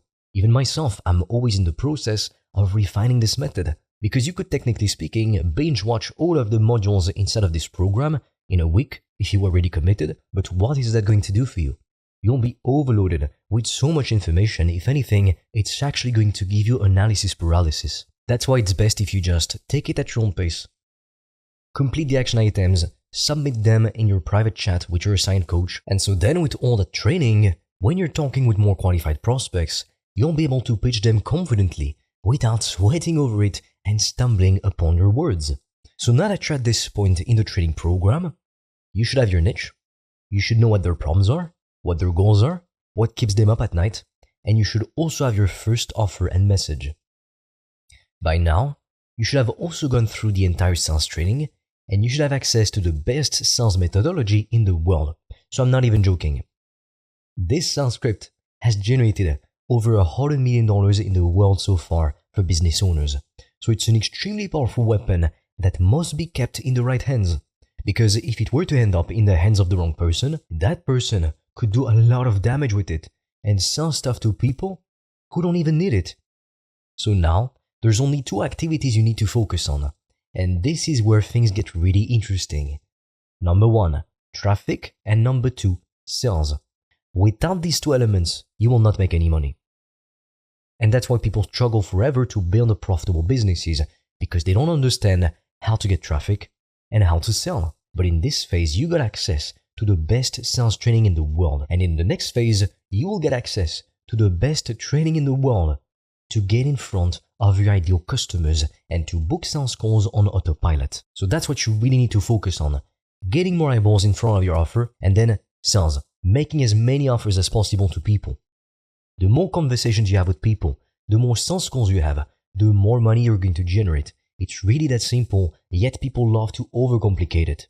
And instead of focusing on the boring fundamentals, these 2 key activities, they're going to think they need a fancy website. They're going to think they need to change up their VSL every 2 days, like it's crazy.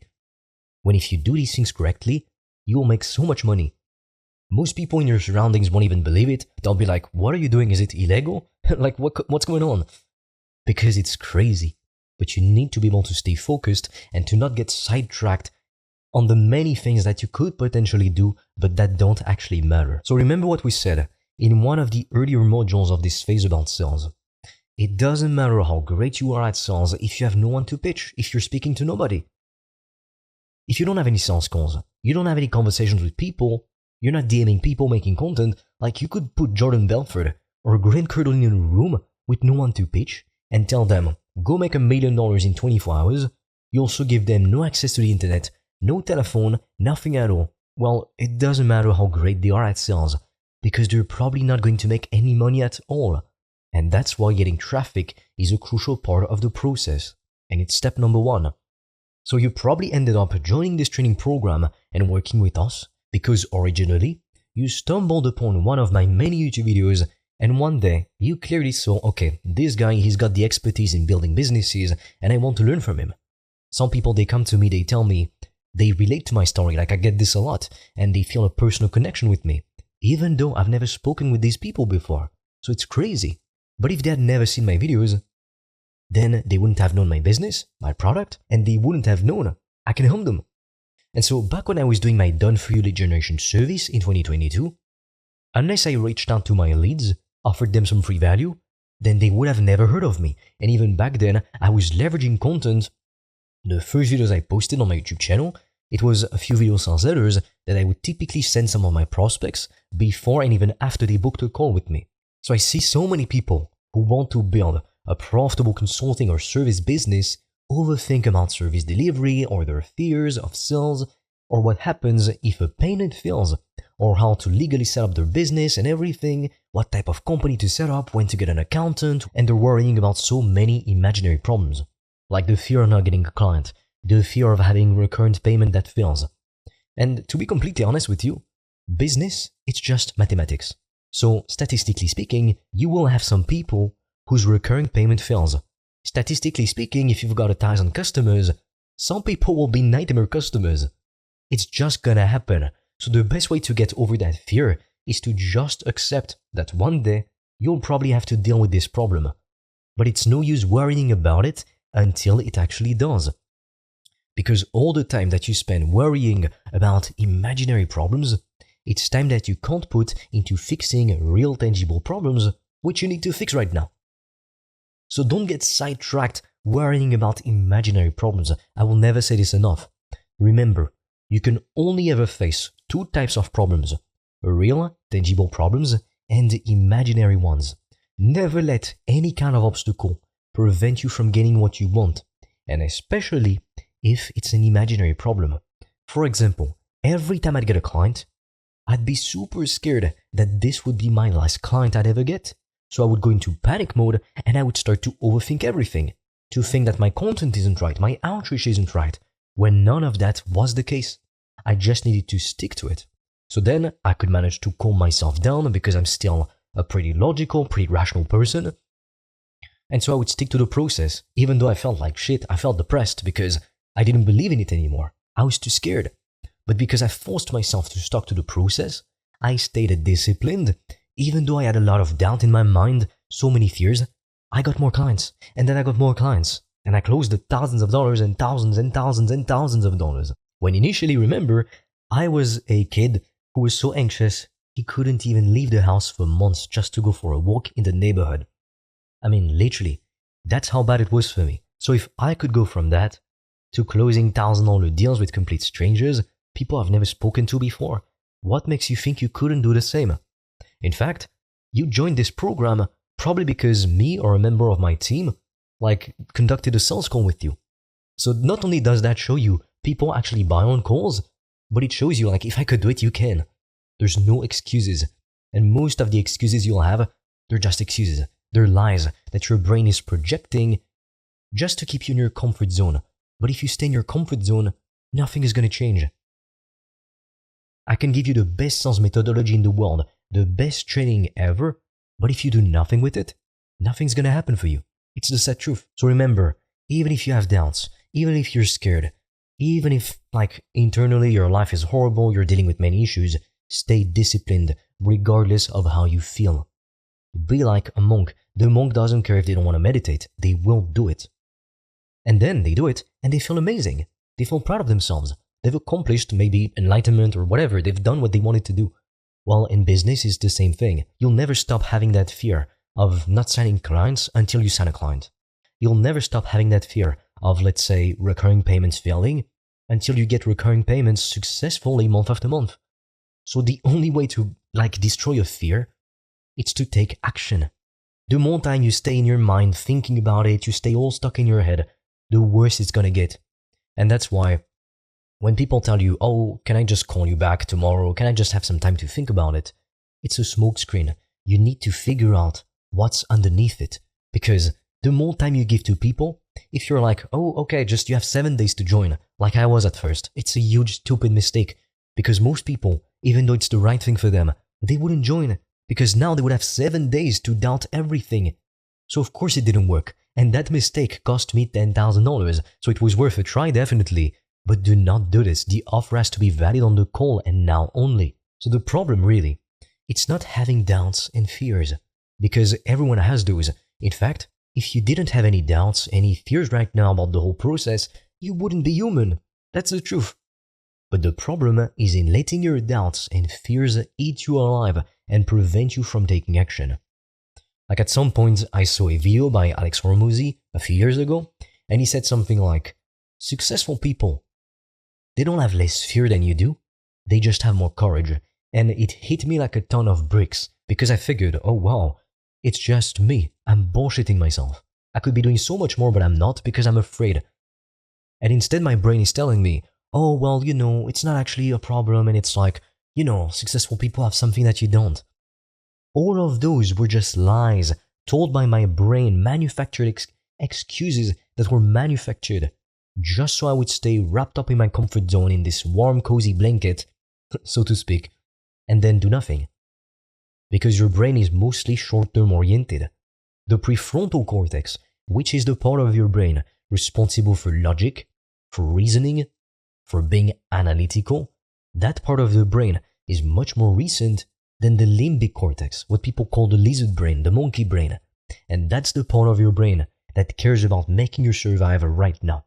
So anything it sees as a potential threat, it thinks it's extremely dangerous, so it wants to make you avoid it. And so right now the problem is, you're not lost in the mountains or lost in the wilderness with bears and tigers chasing you and you need to run for your life. Right now you're just trying to make money, help people, build a profitable business that won't change your life and the lives of thousands of people. But if you listen to your brain, and it's clever because it knows you, you've got this enemy inside of your head that can pull up any excuse tailored to you because your brain knows you. Which is why you need to learn to dissociate from your thought and from your emotions. That is extremely important. And that's why doing something like meditation on a daily basis is a tool that can make you extremely wealthy, because it allows you to realize the only thing that matters, it's actually the present moment, because the future is never guaranteed. And on top of that, it also shows you constantly have plenty of thoughts coming in and coming out, and they don't matter. Just because you have a thought doesn't mean you need to go ahead, follow what it says. Like for example, Fred 1.0, the version of me, let's say 3 years ago, who wasn't successful, who wanted to be extremely successful extremely badly, but he had no discipline, he was anxious, he couldn't even pick up the phone to book an appointment with my hairdresser. Yeah, I'm not joking, that's how pathetic I was back then. Well, that version of me, I was afraid to do literally just anything. So no wonder why I wasn't making any money, no wonder why I wasn't seeing any success. Of course, it only makes sense. And so that version of me, every time he had a thought that says, oh, you know what, instead of working, let's go watch some movies on a streaming website. Because at the time, I didn't even have Netflix or anything, couldn't afford it. And so I would listen to that thought, and I would spend my entire morning just watching some bullshit movies I wouldn't even enjoy. I'd watch them in 2x speed because I felt like it would make me procrastinate less, but I got no enjoyment out of it. So it was really horrible. I was in so much pain. I was procrastinating all of the time. Genuinely, it was a horrible period of my life. So I am so damn glad it is over. But nowadays, when I have a thought, sometimes like every other human, I get caught up in it, I get sucked into it. But then I'm always able to send to myself and realize, okay, it's just a thought. Just because I have my brain telling me to do this or telling me to think like this, I don't have to. I am in control. That's why you need to become good at observing your thoughts. What I advise you to do is to, like I said, start meditating 10 minutes per day. Do it every day, literally. Never break the chain, otherwise it's hell to get back into it. And also what you can do is on your phone to put 3 to 5 reminders every day at different times. That way, when the alarm rings, it will remind you, okay, be present in the moment. Observe your thoughts. What are you thinking about right now? What are you doing right now? Where are you? And it allows you to be more present in the moment and to just not get so sucked into the game of life. Because life is honestly like a big game.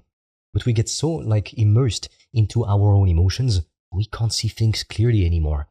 And that's why having a coach is extremely valuable, because the coach can look at your situation objectively.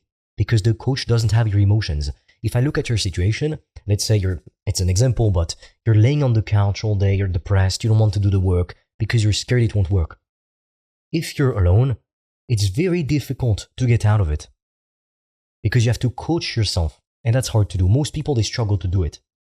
And the best proof is the fitness industry is a huge industry. It wouldn't be so big, there wouldn't be so many personal trainers if people didn't need coaches, But if I were to come into your house or whatever, and I tell you man, just get off the couch, you need to do something, I could probably motivate you a lot because it's external.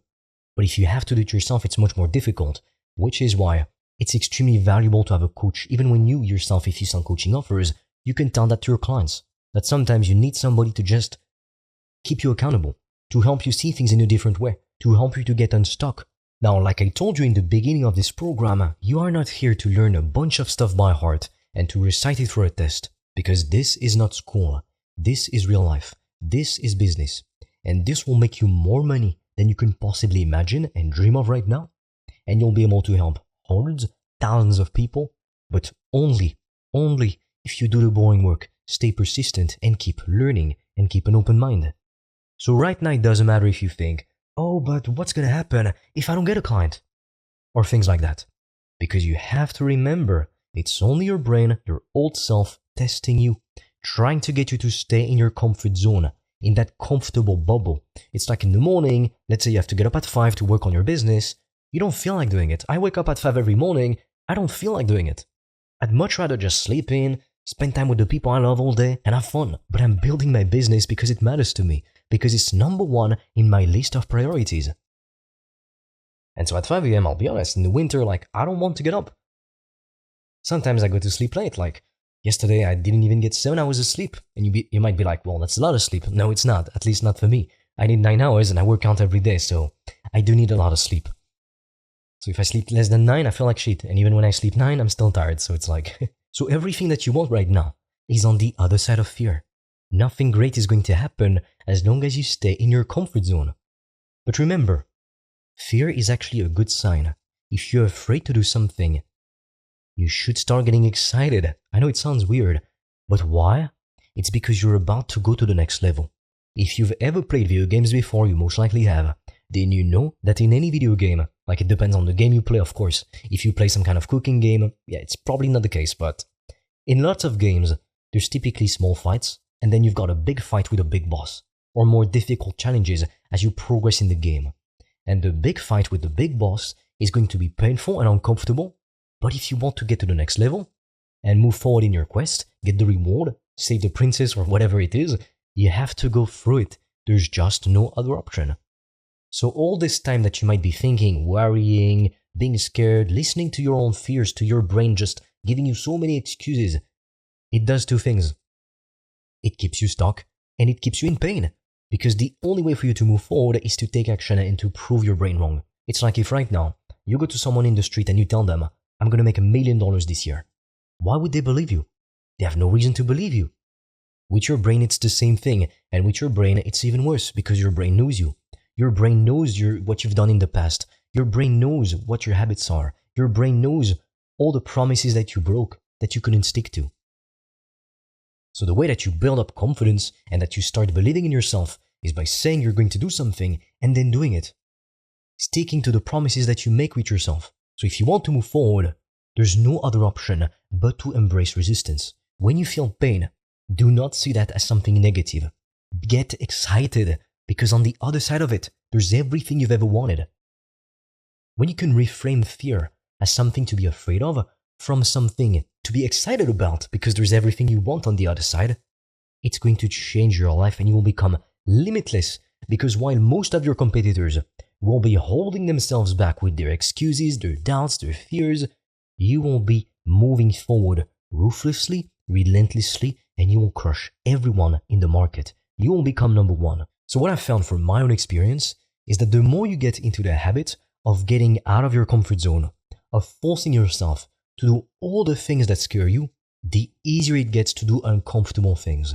Because now you trust yourself and you believe in yourself to get shit done no matter what. I used to be so anxious, I couldn't even leave my parents' house for months when I was a teen. I couldn't even go outside for a walk. Do you realize how pathetic this was? Yet inside, I dreamed of making millions of dollars and becoming an incredibly successful man that would be a thought leader and an industry leader. And so the gap between where I was and where I wanted to be was so huge.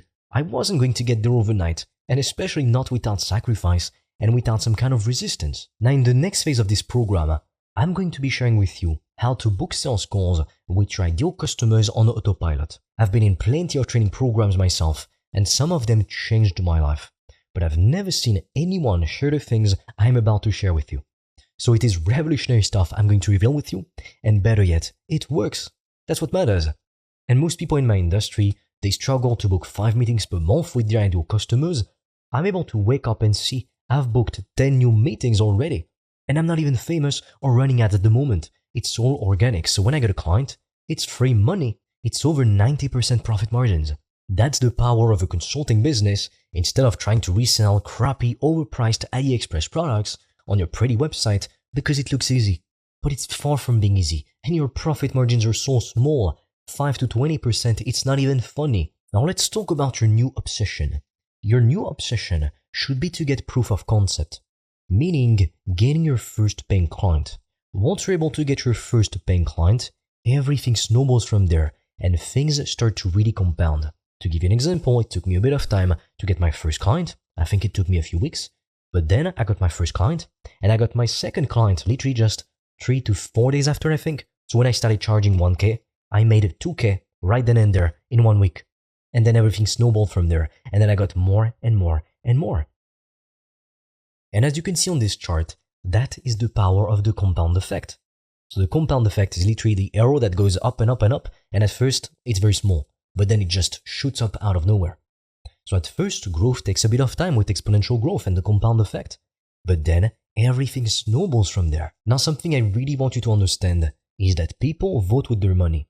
Because people can tell you your offer is great all they want, but until they pull out their credit card and buy from you, their opinion or what they say is worth jack shit.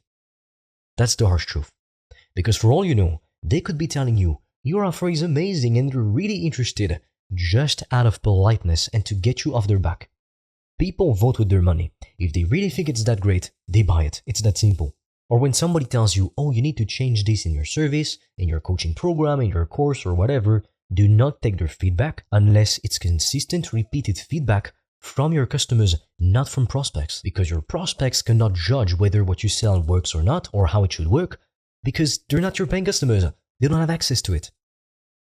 Now, getting your first sale is crucial because until you do, a part of you will always be full of doubts as to whether or not you can actually do it. A part of you will always have that imposter syndrome or feel like a fraud or feel like you've got nothing of value to offer until you sign your first paying customer. And you really need to understand that no amount of meditation, visualization, or positive thinking will remove that unpleasant feeling other than getting your first paying customer. And if you're able to get 1 paying client, you can get 10, you can get 100, you can get 1,000 and even more. The sky isn't even the limit. But before, whenever I'd get a client, I'd be super thrilled about it, so I would have an emotional high, but then it wouldn't last, and then it would be kind of like a roller coaster. It would go right back down, and then up, and then down again, because I'd get a client and be proud and happy about it, but then I would start to doubt myself and wonder if this was the last client I'd ever get, and so I would start taking my outreach and my content way less seriously, and so naturally I wouldn't get good results. My results would go down. But until I got client after client, it made me realize I was just holding myself back in my mind because there's an abundance of leads out there that could immensely benefit from what you have to offer. Which is why you want to adopt this mindset shift. The prospect needs you more than you need them because you're the one who knows how to fix their painful problem that's literally making their life hell. The issue is that it's super easy when you're a beginner to get so fixated on yourself that you forget that you hold the power because you're too busy worrying about your own business and your own bottom line. But when you do that, it puts you in a scarcity mindset. Instead, if you were to focus on simply asking your prospect questions to diagnose whether or not you can help them, you will stop worrying about yourself and your desires and you'll be much more calm and the goal will go smoothly. And this isn't just a mindset shift to make it easier for you, because it's literally the truth. Because if you think about it, if one prospect doesn't buy, you can just move on to another prospect, reach out to another lead, sign them up and help them, make some money. But the prospect, if they don't make the decision to move forward, guess what's going to happen to them? They will stay stuck exactly where they are because they don't know what they don't know. They need your help and your expertise to help them to fix the painful problem that they have. Who knows how long it's going to take them to figure something out on their own.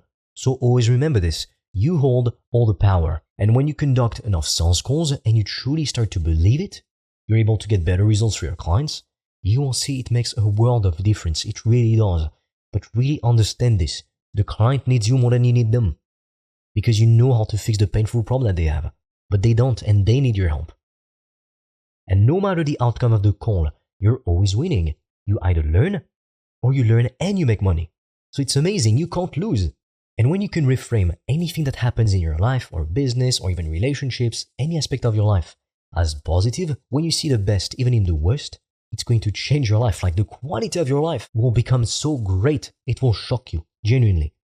But most people, they prefer to play the victim, they stay stuck in this victim mentality, they spend their entire lives complaining and complaining and complaining, and then of course nothing changes for them. So in the next phase of this training program, I'll be showing you exactly how to get your message in front of your ideal customers. I will share with you the secrets of industry leaders, things that they're not even willing to share with their own clients. So with that said, I am waiting for you in the next module.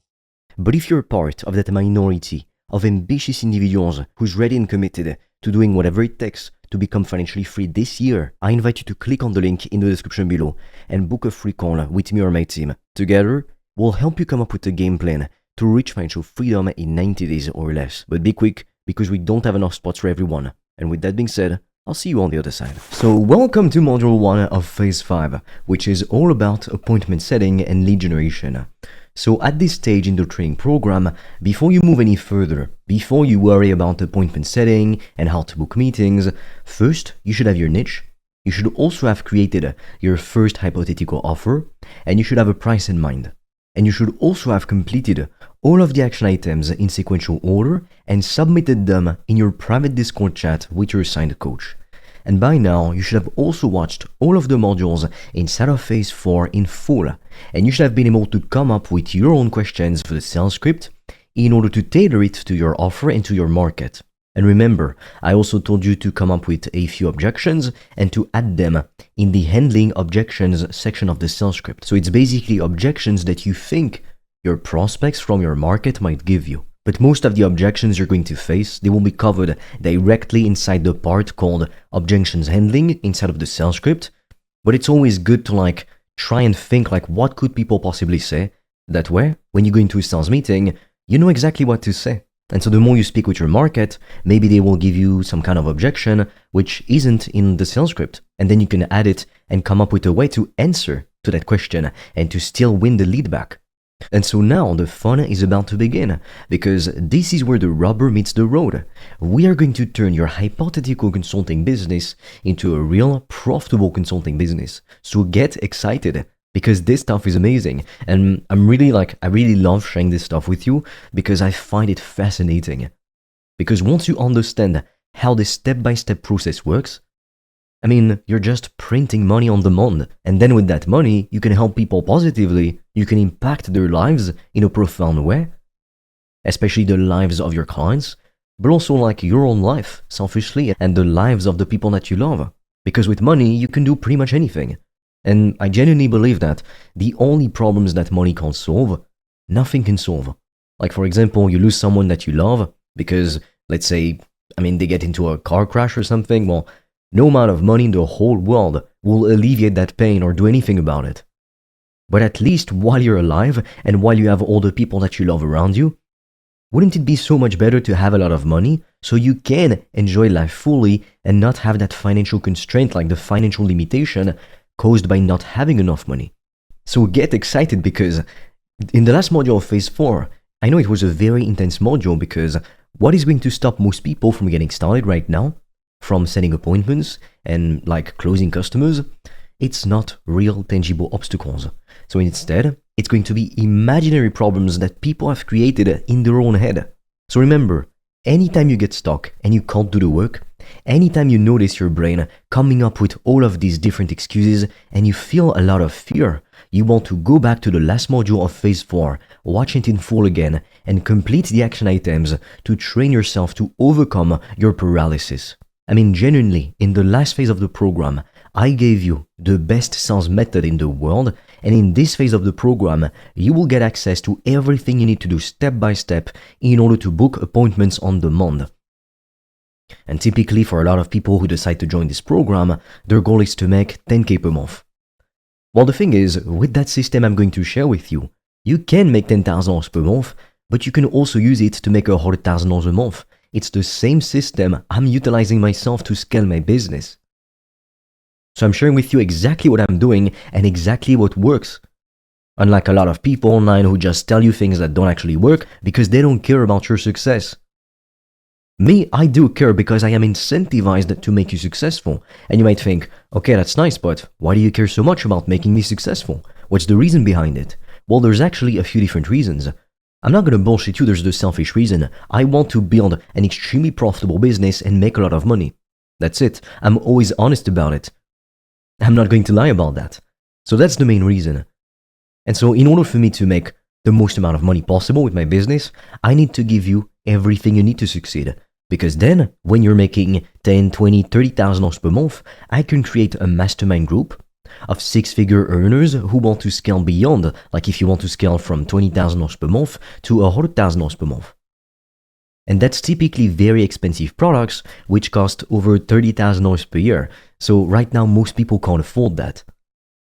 And on top of that, if my customers are satisfied, I get testimonials and I can put it on my socials and get more clients. So that's the selfish reason. Now, what's the selfless reason? Well, to be honest, I could sell any other type of consulting offer. I could even sell a fitness offer because I know how to get in shape. Or I could even just keep selling just lead generation, but to businesses. But the reason I want to help people to start a consulting business, it's because that's the stuff I'm passionate about. And I mean, knowing that most of our time that we spend, like in our lifetime, it's going to be at work. So if I'm going to spend most of my time at work, I may as well just do something I love. And that's what I recommend with this training program. So when you're trying to pick your niche to come up with your offer, ideally, it's best if you can do something that helps people. So there's a need in the market for what you have to offer, but also you're passionate about it, or you have an interest in it, at least, because it makes the whole process just so much simpler. If I had to go right now and to sell stuff to solar agencies, like I'm not passionate about that, so it's kind of difficult. Now that being said, you don't have to be passionate to have a successful business. All you need is to follow the process correctly.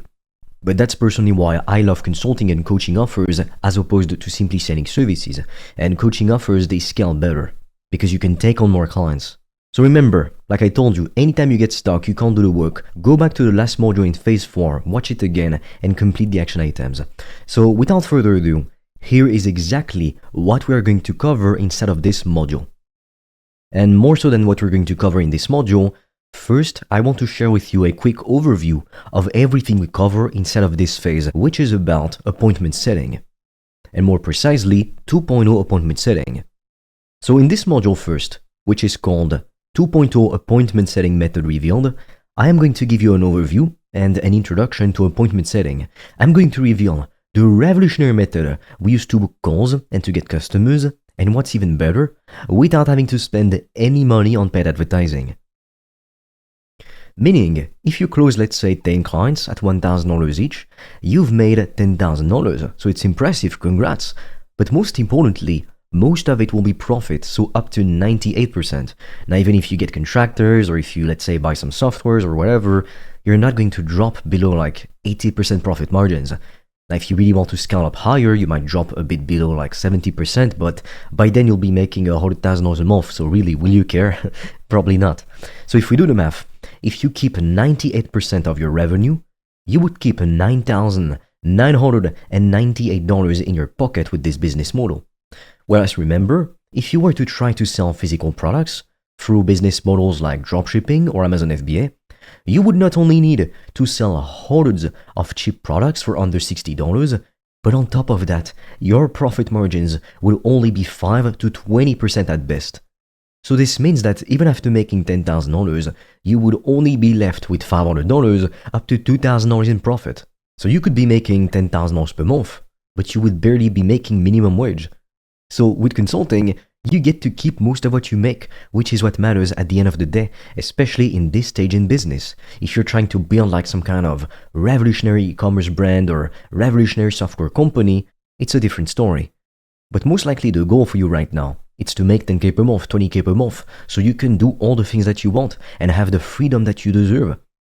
So consulting is the best business model in the world and the best way to make money online, doing what you love. Because profit margins are so high and we sell high-ticket offers, we also attract better, more committed customers, But on top of that, we get paid handsomely so we can live an amazing life. Like if you want to travel, you can do that. Like you can just tomorrow take a plane ticket and go to the other side of the world and just take your sales calls, do your outreach. So it's amazing. Now, in the next module of this phase, so module 2, which is called Building Your Brand, we will talk all about marketing, personal branding, and together, we'll analyze the secrets of trillion-dollar brands like Apple. You will also discover how 20-year-olds become multimillionaires online, even with 0 degrees or corporate experience, and we will start creating your brand together. Now, inside of module 3, called Appointment Setting Full Guide, I will share with you exactly how to create content to attract your ideal customers to you. So I'll show you how to do it step by step, how to find content ideas, how to edit your videos, etc., and how to start conversations with leads in your niche and book sales calls with qualified leads on autopilot, meaning even while you're asleep. And I will share with you an incredibly powerful DM script to talk with prospects in your niche and to get them to hop on a sales call with you, and so much more. And I'm also going to show you how to leverage the audience of your competitors to actually steal their leads. And all of that without spending a dime on paid advertising. So your competitors, they're probably spending like lots of money on ads every day. All of that to acquire more leads, while I'm going to show you how to steal those leads. So inside of module 4, I'll be showing you how to set up the machine. So we are going to build your website for $0 using the freemium plan of System.io, and I will show you how to set up Stripe and PayPal as a business account, as well as how to set up your scheduler page. I'm also going to show you how to set up Zoom to take sales calls, as well as how to record all of your calls automatically. So I'm literally going to be sharing my screen with you, and this is extremely important because you want to be able to refer back to your sales calls and to the recordings to figure out what you need to improve on, what you need to do more of, and what you need to do less of. And that's how you get better at sales. So I'm literally going to share my screen with you and show you everything step by step on which buttons to click. That way, everything will be crystal clear. And finally, inside of module 5, we will create your 30 to 90-day plan of attack together. So I'll do a quick simulation and create 2 different types of schedules using Google Calendar. That way, you'll know what tasks to focus on, and you'll see how to organize yourself depending on whether you work a full-time job or if you've got the whole day to work on your business. And in this module, we will also set daily, weekly, and monthly targets, so KPIs, for you to hit in order to reach your goals. So you will really see that business is just mathematics. If you hit the targets, the KPIs, you will reach your desired income. It's really that simple. But most people don't know this, and when they try to start a business, they have no mentor, like they have no proven process, they just don't know what to do. And so of course they make plenty of mistakes and they fail miserably. And sometimes to start making a lot of money, I'm talking tens of thousands of dollars per month, all you really need is one small thing. But if you don't have a program like this one, or if you're trying to build your business alone, you don't know what that small thing is. And you've got no one to just look at what you did, review it, and tell you, look, you messed up because in your funnel you did this, or you messed up because you're saying this to your prospects, and so now they run the hell away from you. But luckily for you, you get access to everything inside of this training program, and this stuff is revolutionary. It will change your life. I'm not kidding. So as you can see, we're not going to mess around in this phase, and you are going to start going to the market and start selling your offer and getting some customers. So there's no better moment in the life of a consultant than the day they sign their first high-ticket customer. I mean, to give you an example, the first time I signed my high-ticket customer on a call, and by high-ticket I mean at least $1,000, like, oh my god, it felt insane. So I follow my script, I get to the end of the call, and the prospect is extremely qualified. They know me, they like what I have to offer, they know I can help them, they're convinced of it, and they've consumed some of my content, so it's even better. And so I get to the end of the call, I explain my offer, and then they ask me for the price and I tell them. And I wasn't expecting anything out of this call, to be honest. But then the person tells me, okay, well, how do you take payments? And I just send them a link in the Zoom chat and they buy on the call with me. And then I see on my phone like a notification from Stripe, you've received $1,000. And I was like, oh my fucking god. And after that call, like, I just ran to my parents to show them the notification on my phone. And I will remember this day forever because the day you have your first sale, it's insane. It will change your life forever. because you will realize this stuff actually works, and I just need to speak to enough people to make 10k per month. I just need to replicate what I've done enough times to make 10, 20, 30k per month, even 100k per month. Business is literally just mathematics. You really need to understand that. Yet, your brain is going to try to convince you that no, it's so much more complex than this. It's not. So inside of module 1 right here is exactly what we are going to cover in detail. So first, a few important things to remember. Then I'm going to share with you the old appointment setting method versus the new method, the 2.0 method. Then we'll go over the only thing that should be on your mind right now. Then we'll talk about inbound versus outbound marketing. After that, I'm going to give you a walkthrough of the 2.0 funnel we are going to use to generate appointments with qualified leads from our market. And then we'll debunk common myths about content creation. After that, we'll take a look at some common questions about the process and their answers. And finally, we will conclude this module with the math to $5,000 to $10,000 per month using the 2.0 appointment setting method. Because if you follow this method, there's no reason you shouldn't be able to make 5 to 10k per month. So let's begin with a few important things to remember.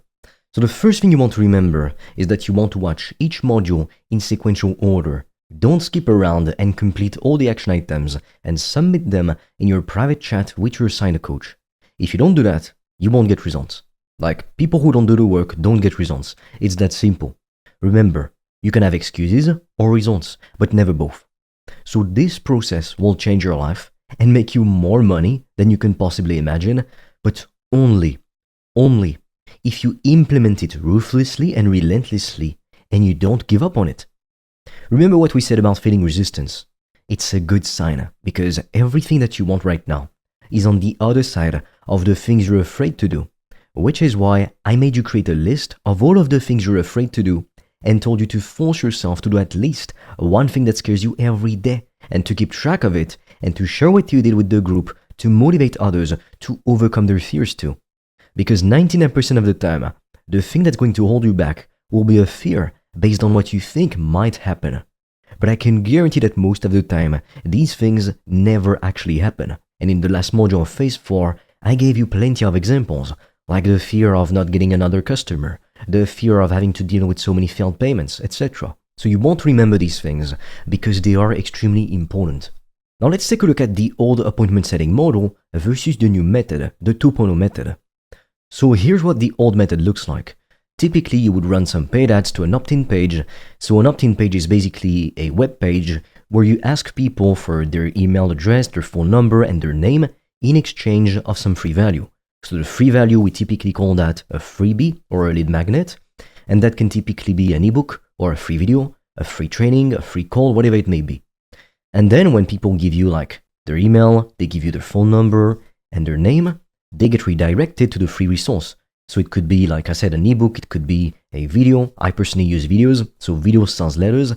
And then people will go ahead, watch the video, and schedule a call with you. And then not everybody who actually schedules a call shows up, and not everybody who shows up buys.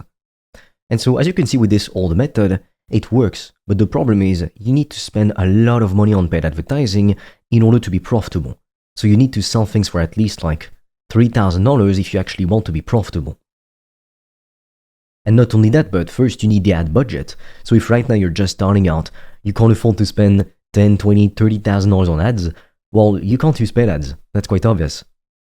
So here's what the new method looks like. You utilize content instead of going to paid ads, and you strike up conversations with people in your niche, and then you redirect them to a scheduler page, and then you give them a free video when they've booked a call. And then some people show up to the calls, some people don't. And out of all the people who show up on a call, there's typically about 25% who convert into paying customers. So that is the most cost-effective, easiest way to get started, and it's 100% free. So it's ideal to scale to 5 to 15k per month and even beyond. Like, I know people who make $400,000 a month with just this method alone. So you're not limited to 5 to 15k per month, believe me. So the old method still works, but to actually make it work, you need to have a lot of visibility and a big budget for ads. So if you're starting from scratch and you have no visibility, like, you can't be like these influencers trying to sell like a $20 a month subscription, because At best, you're going to have one person like signing up for it, so you're going to make $20 per month. Congratulations. But if you're in this training program, it's because you want to make real serious money, not just $20 per month. So instead, what we do is we post content on social media, so we can use YouTube long form videos or TikTok shorts, Instagram reels. For some people, it's going to make sense to do a bit of LinkedIn as well. And so think of it as though it were a video game. Maybe you've played like Clash of Clans before, or Farmville, or I don't know the name of these games, I don't really play games. But basically, when you post content on social media, you're farming. And what are you farming in this case? You are farming your audience. You're growing an audience of potential customers, literally. We don't want to just attract anybody because there's no point. Not every viewer is equal. However, if in your audience, let's say you had 1,000 followers of qualified prospects, people who know what you have to offer, they want it and they can pay you, well, you could make a lot of money with a small following. And so we don't just post content and pray and hope that people come to us. Because remember, we have a limited amount of visibility at first. So what we do on top of that is that we DM people. We can do that on Instagram and also on TikTok and even on LinkedIn. And so what we do is we start conversations with people, with leads, and we try to figure out if they're qualified, if they would like what we have to offer, and if they can afford it. And then we set appointments with these people. And only when they've booked a call, they receive a free value video, which will typically be on the booking confirmation page. Now don't worry, because right now, I'm literally speaking about it like in a vague way, but I'm going to hop on my screen in just a few minutes, and I'm going to show you the funnel step by step. That way you literally understand everything, and everything will become crystal clear. But basically the reason why we have that video, after they book a call with us, is to warm up the prospects, so that they really see, oh wow, they can really help me. And since they've already consumed some of your content on YouTube, TikTok, Instagram, or even LinkedIn, they already feel like you are the expert, like you know what you're talking about, and like they need you. But then you give them some more free value. And the reason why in this case we give them the free value after they book a call and not before is because it removes friction and there's less steps. So when you're getting more visibility, now it makes a lot of sense to start automating this process a bit instead of having to do everything yourself or manually. So instead you would use content and paid advertising to redirect people to a VSL, then people book a call, and then you close people. Because now you're getting like so many leads, 10,000 leads per month, even 1,000 leads per month, that so when you're getting a lot of volume, at some point you're not able to speak to everyone one-on-one. It's just not possible. And that's why when you start getting a lot of visibility, like you're already booking 10, 20 calls per day, then yeah, it makes sense to use content and ads and to directly redirect people to a VSL. But on top of that, you will still DM people in your audience. Now you won't have to go into search in your competitor's audience because you will have a big audience yourself. So you can just utilize that, post more content, grow the audience, and then reach out to that same audience. And you start conversations with people in your niche. And then you figure out, are they qualified, yes or no, by asking them a series of questions. And then you set appointments with people. And then, well, some people show up, some people don't. Most people do show up if you do things properly. I'll show you how to do that. And then you close customers. And the more booked calls you have on your calendar, the more specific, like the more selective you can become with who you let book a call with you. Because at first, remember, you want to take all of your sales calls, even if they're low quality leads, even if they're like 15-year-olds from India and you sell something for $3,000 and they obviously can't afford it. Because remember, you want to practice your sales script with real human beings and to get to understand human psychology better, get to understand your niche better. But then when you're getting a lot of visibility, it will make sense to delegate some of the work to other people. So for instance, to hire a team of appointment setters. So basically what they will do is literally just do all the follow-ups on WhatsApp and everything for you instead of you having to do it yourself. And on top of that, they're also going to DM the people who follow you or like your posts on Instagram, TikTok, and LinkedIn or other social media platforms instead of you having to do it yourself. And later on, when you're getting so many booked calls per day, like you want more freedom, you want to not have to do it yourself, you will be able to hire a team of closers, so people who will take sales calls for you and close customers for you. That way you can focus on what you know how to do best. So it could be creating content, and it could be just literally getting results for your customers, making better programs, etc. Like really building a system that helps people to get better results, which is exactly what I'm doing with this training program. Now you have to understand that nowadays, attention is the new currency. The one who gets the most attention will get the most amount of clients and will make the most amount of money. Think about your favorite influencer getting 0 views on their content all of a sudden. And imagine They also have no budget for paid ads. How much money do you think they'd be making? Nothing. $0. So visibility, putting your offer in front of as many potential customers as possible, is the only thing that separates you from extremely successful people making millions of dollars at this stage. I mean, you have to know that some people in the industry, they sell worse products than you, but they make more money. Why? Because they have more visibility. But because you barely get any visibility, while the prospects in your market, they don't know that your solution even exists. So of course they can't buy it. And like I said, if you have a limited amount of visibility, do not try to sell $20 cold communities or ebooks. Because if you do that, you're going to be broke forever, believe me. And that's why high ticket sales, it's the best business ever. Because you only need a handful of clients to make 10K per month. And they're higher quality customers too. Now, why do we want to post social media content? Well, because it's free advertising. You have to understand that with this business model, profit margins are so high because we have zero cost per acquisition, at least when you're still not doing paid ads. And that is revolutionary because that means that anyone can get started even if you have a very tight budget. So it's not that long ago that the internet didn't even exist, and if you wanted to open up your own business in order to increase your income and get a chance at becoming financially free, you had to open up a brick and mortar business, which was extremely expensive. You would have needed hundreds of thousands of dollars, even millions of dollars. So first, good luck coming up with that money. Good luck convincing the bank or investors to lend you that much money, especially if you were like in your 20s. So do not go to paid ads before you get clients, proof of concept, and achieve a product market fit. And what this all means is just getting a client. Because when you get a client, you know that your offer works. So you just need to replicate what you've done to scale your business. And throwing money on ads, it's not going to work if you're selling something that people are not interested in. But because we're going to use free ads, which is making content, DMing people, at least it allows us to test our offer for completely free. So you're not going to run the risk of losing thousands of dollars, like if you were to do some kind of dropshipping business and you had to spend thousands of dollars on paid ads just to test if a product is worth it or not. So appointment setting is the most important part, more so than your offer and service delivery. Now sales are still extremely important, so honestly, appointment setting and sales, it's like the two main things. It's 50-50 really, because you could be great at setting appointments, but if you don't know how to sell at all, you're going to convert like very few people into paying customers. So you need to be good at sales, and you will be good at sales because you have the best sales script in the world, the best sales methodology in the whole world, but you will also be great at setting appointments because you're getting access to the best training in the industry. So we could take Jordan Belfort himself, one of the best salesmen in the world, but if he gets no leads, no one to pitch, he is not going to make a single cent, which is why lead generation and appointment setting is a key ingredient, and that's why I really want you to take this phase seriously and to put all your limiting beliefs aside and to just do the things I'm telling you to do. Because it's only by doing the work that you're going to see results. So our job right now is to identify the 1% of people that is ready and willing to buy right now.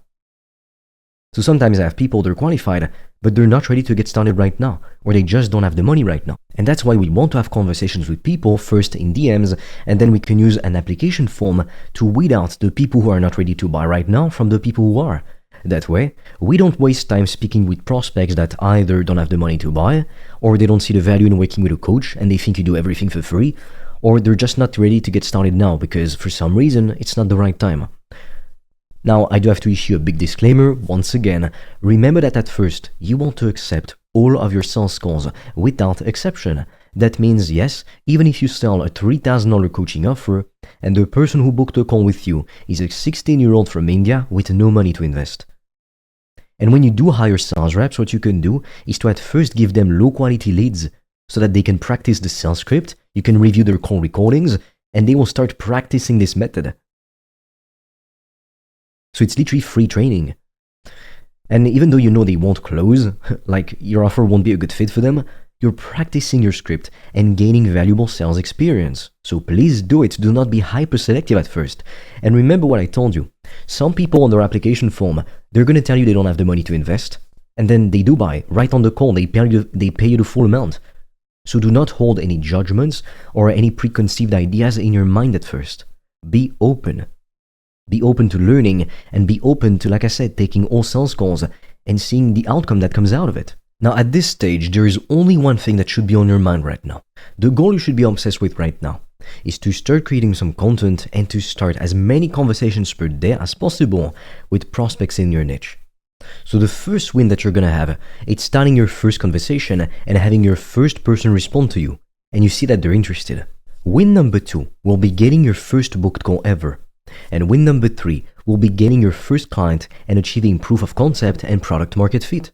So anytime you have one of these wins, whether it be having your first person who responds to your conversation, a qualified lead, whether you've got somebody booking a call with you for the first time, or you get your first client, you want to always take a screenshot of it and post it in the private community and to motivate the other members to get to work and to accomplish the same thing. So right now let's talk about inbound versus outbound marketing.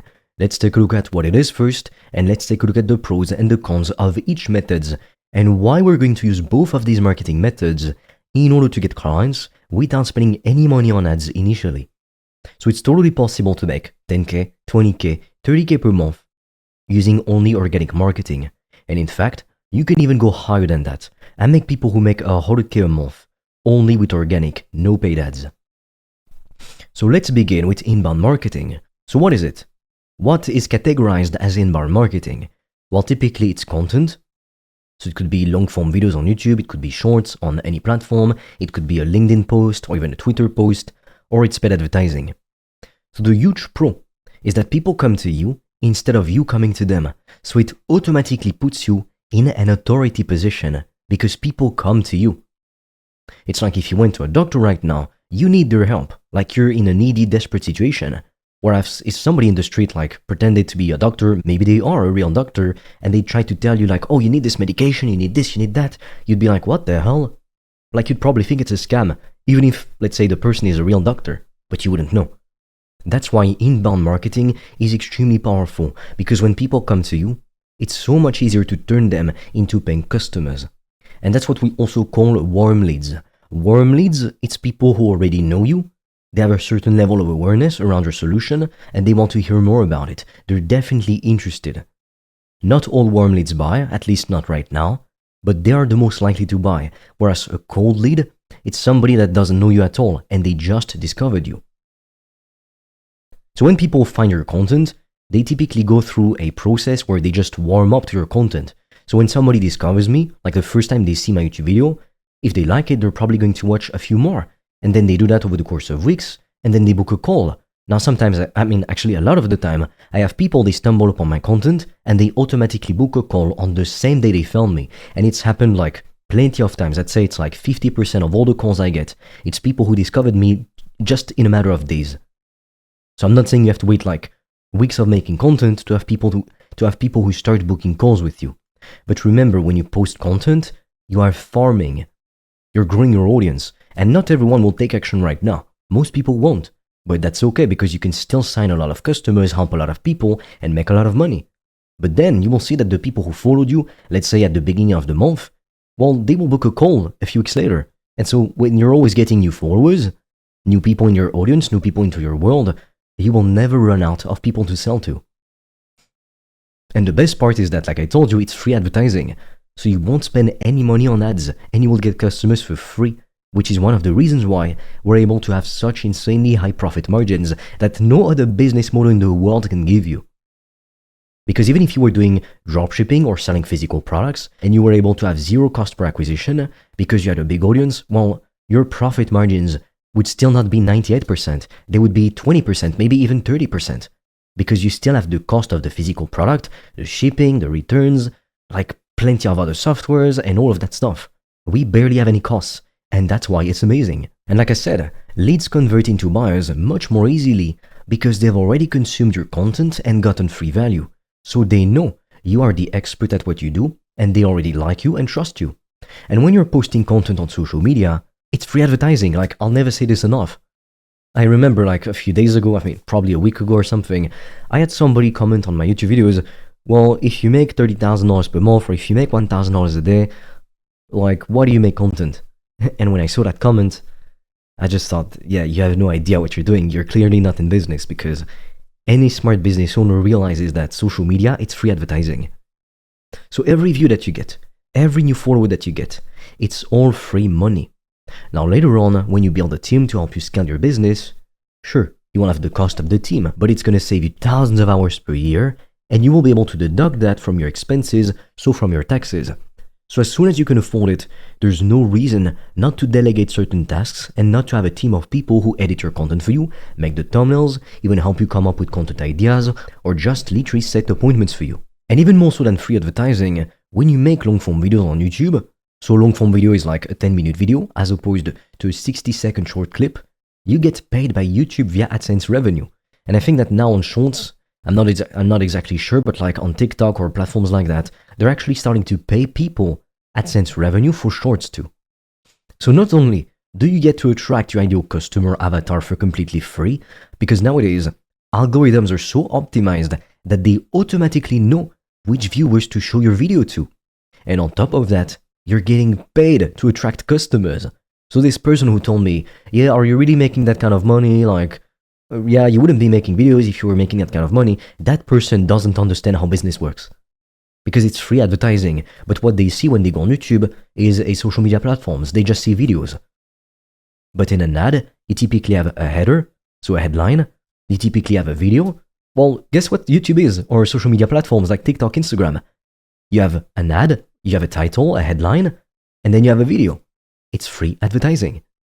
Now later on in this phase, I'm going to talk about which social media platform we are going to use to create content and how to create content in detail. So how to come up with content ideas to create winning posts. And by winning posts, I mean posts that will attract extremely high quality leads for your business, but also how to edit your videos and schedule them inside of YouTube, TikTok, and Instagram. And we'll talk about LinkedIn a bit. Now let's talk about outbound marketing. So first, what is it? Outbound, it's when you or your team of appointment setters directly reaches out to potential leads in order to see if they're qualified for what you have to offer. So I used to believe that outbound didn't work and that it was just a BS method. But now looking back, I realize it was just me limiting myself with my own beliefs. And so because I believed outbound and outreach didn't work, I programmed my reticular activating system. Remember, it's a network of neurons in your brain that lets you perceive only a specific type of information consciously. And so my reticular activating system was only letting me perceive the type of information that would confirm that my beliefs were true. And so it would reinforce my confirmation bias that outreach doesn't work. And so I wouldn't try to do outreach. And then I wasn't getting clients. And I would wonder why. And so the main reason why I thought that outreach didn't work was because I thought that if I started messaging potential leads, they would tell me to F off and that I was a spam or a scam. But out of 1,000 people you start a conversation with, about 30% are going to reply. So out of 1,000 messages you send, you would get 300 replies. And maybe 5 out of these 300 people will be defensive and tell you things like, are you a bot? Are you an AI agent? Or things of that nature. But you have to ask yourself, is it worth pissing off 5 people out of 300? Some people telling you like you're a bot, AI agent, spam, whatever. And then the other 295 people, they're potential leads, and they turn into real conversations, and you see whether or not they're qualified. And out of these 295 people you're talking to, you're going to find extremely qualified leads, and then you can redirect them to schedule a call with you. And then you close customers, and boom, you make money. So tell me, is it really worth it getting so hung up over pissing off 5 people out of 300? Or is it worth it to like speak to 300 people, get some booked calls and make some money? Become free? I mean, I'll tell you this for a fact.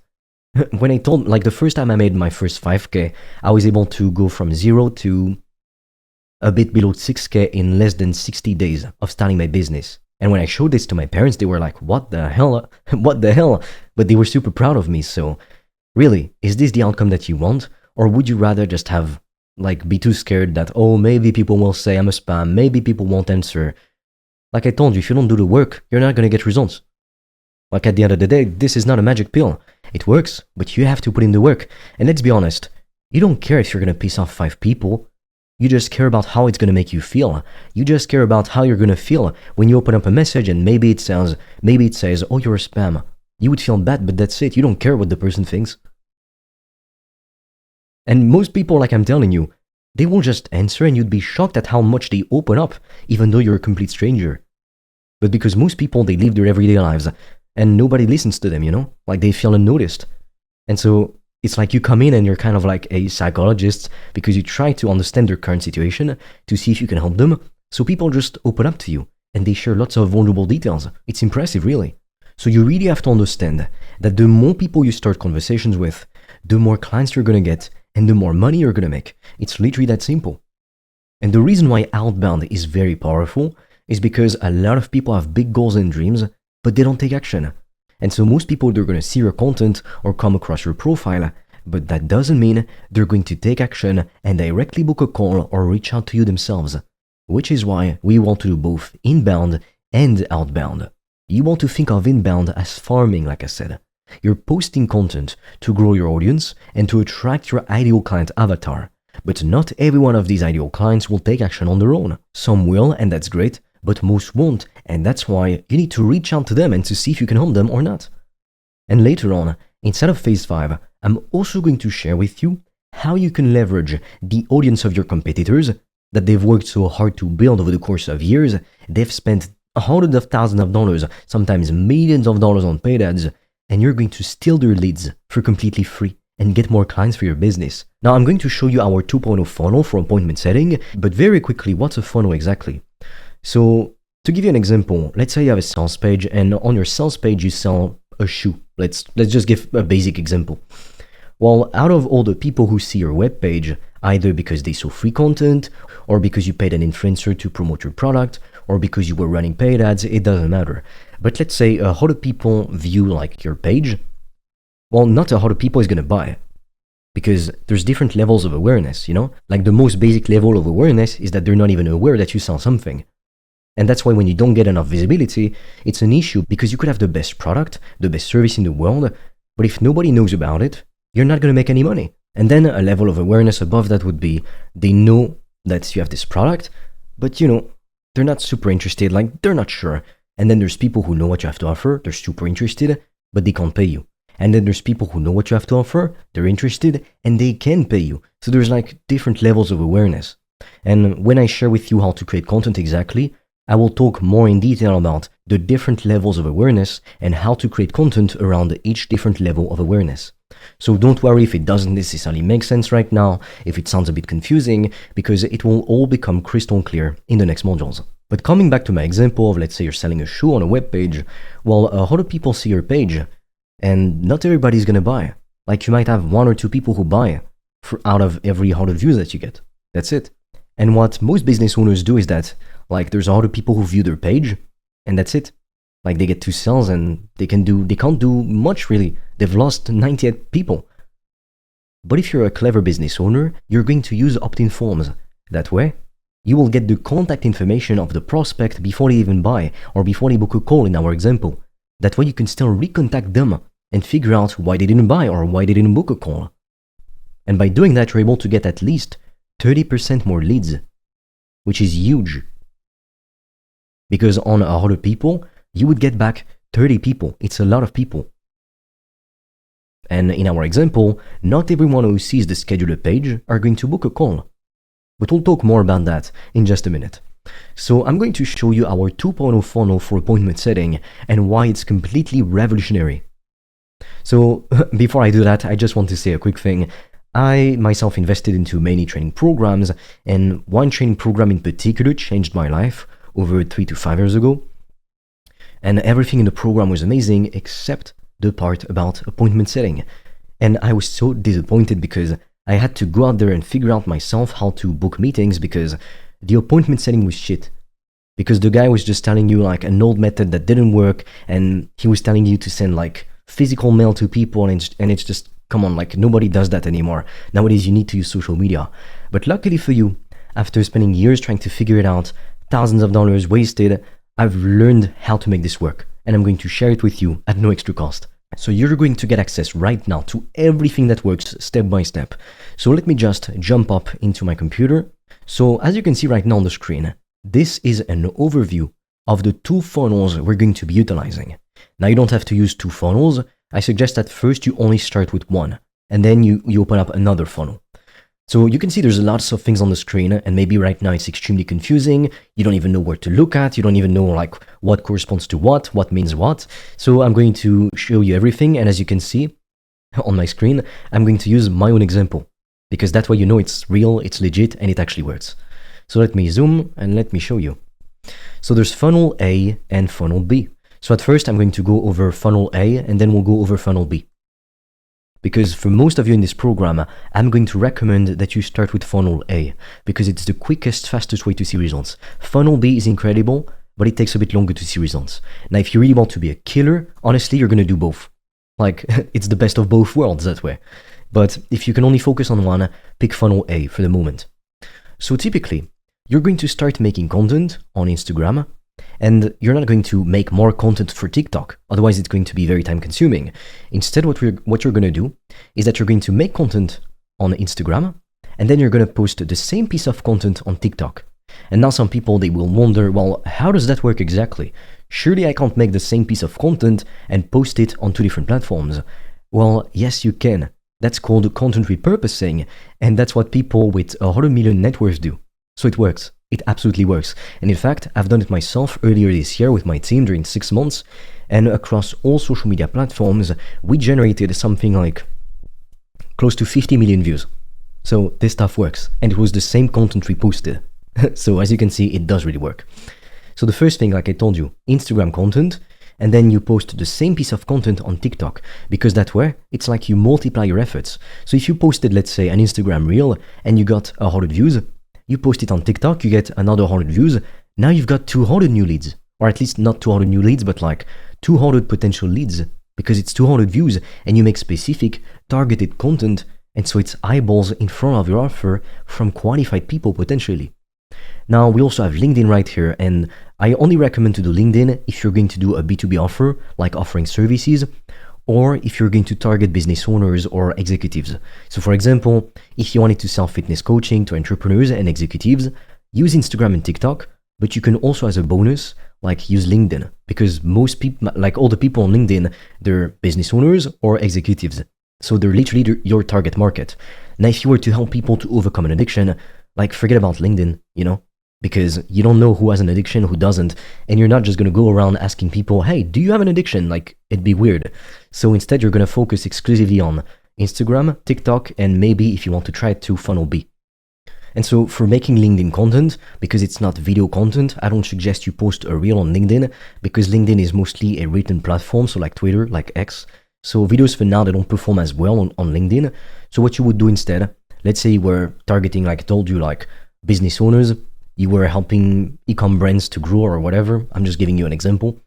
You could make content on Instagram, targeting e-com brand owners, repost it on TikTok, and with the copy of the post, you turn it into a LinkedIn post. You can even use ChatGPT to make the post for you. So that way it's pretty simple. So once you know that you create some content, well, you're typically going to have some followers, some people who like and comment on your posts. You're going to also make some stories, and some people will view your stories. And then all of these people, you're going to send them a DM, following a very specific script I'm going to share with you inside of this phase of the program. But for now, it's no use going in depth into the script because I want to show you the method, like an overview of it first. I don't want to overwhelm you with information. I'll give you everything you need all in due time. And then you can also see Instagram outreach. So what do I mean exactly? So I'm going to show you how to leverage the audience of your competitors to reach out to their leads. But you can't exactly do that on TikTok, unfortunately, because as of right now on TikTok, you can only message your followers, so people who already follow you. Whereas on Instagram, you can message your followers, but also people who don't follow you. So once you have conversations with people, the goal is to ask people qualifying questions. So it's typically, when you have an application form, like for example, if you booked a call with me, I asked you some questions in the application form, and that was it. Like if I were to have a conversation with you in my DMs, I would ask you the same kind of qualifying questions. And so the goal of the conversation is to build trust with the person, to be a real human being, to really listen to them, and to try to understand where they are right now and where they want to be. What's their current situation and what's their desired situation. And if you can help them, amazing. And since you make targeted content, you will attract people who have an interest for what you do. So it's amazing. And then when you've asked all of your questions and you've built some kind of connection with the person, like they can trust you, you want to tell them about what you do. And if they want to hear more, you tell them that they can book a call and you send them a scheduled link. So this is a software that I'm using now. I literally switched to it this week, I think, because I discovered it very recently. And before I was using Calendly. So Calendly is a software that's similar. It allows people to book calls with you. But the huge difference between this software, which is called iClosed, and Calendly, is that with Calendly, people first, they come on your scheduler page and they see what day you're available, they choose a day, then they choose a time, and then they fill out their information. Whereas with iClosed, they reversed the whole system, and first, if you want to be able to see what times are available, you need to put at least your phone number. So what's going to happen is that people, they see your iClosed link, they put their phone number, and most people, they see the page, but they don't book a call. And so they leave. But what happens is that the data is literally saved inside of the software, meaning you have their phone number, and now, if they didn't book a call, you can trigger a WhatsApp follow-up sequence. So you can just literally reach out on WhatsApp. Now, some people don't have WhatsApp, but most people do, and you can figure out why they didn't book a call. Maybe they didn't find the time, or maybe they just gave up, or we don't know. So we want to figure out why. And then with the feedback that we get, we can even improve our scheduler page and the questions we're going to ask people. So when people put their phone number, name, they click on, they don't even have to click on continue, because it's going to, like a drop-down menu is going to appear and they will have all the questions. And later on, I'm going to show you how to set up iClosed and how it works exactly, so you'll be able to see exactly how it works. So for now, it's not really worth going into the details, you just have to understand like the overview of it. So don't worry, I'm going to share with you how to do it, step by step, how to set it up. Now, I do have to say that iClosed is a paid software, so they have a 7-day free trial, and I'll give you a link like in the description of the video in which I mention how to set up iClosed, and you get a 7-day free trial, but their basic plan starts at $36 per month. Now, you have to know that it's extremely worth it, like, because most people who view your page, they're not going to book a call.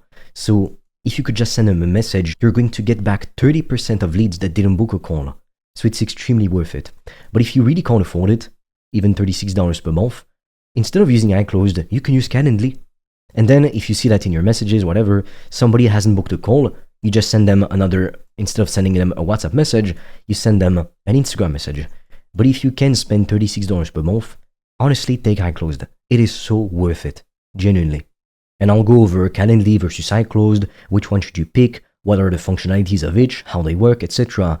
in one of the modules in this phase, where I'm going to show you how to build the war machine. So how to build your web page, how to create the scheduler page, and everything. So for now, don't worry about it. Just know that right now this is just an overview of what we're going to do and how the funnel works. So let's say that they didn't book a call. What are you going to do? You send them a message on WhatsApp. Now, like I told you, some people, they don't have a WhatsApp number. Well, if that's the case, you can try to send them an email if you have their email. But the open rate of emails, it's pretty low compared to WhatsApp messages. Like, you know this yourself, if you got a message right now on WhatsApp or an SMS, you'd be a lot more likely to open it up as opposed to opening up your emails, right? Now, what do you do then when you send them a message? You're going to follow a very specific sequence, and then you want to figure out if they're a qualified lead. Yes or no.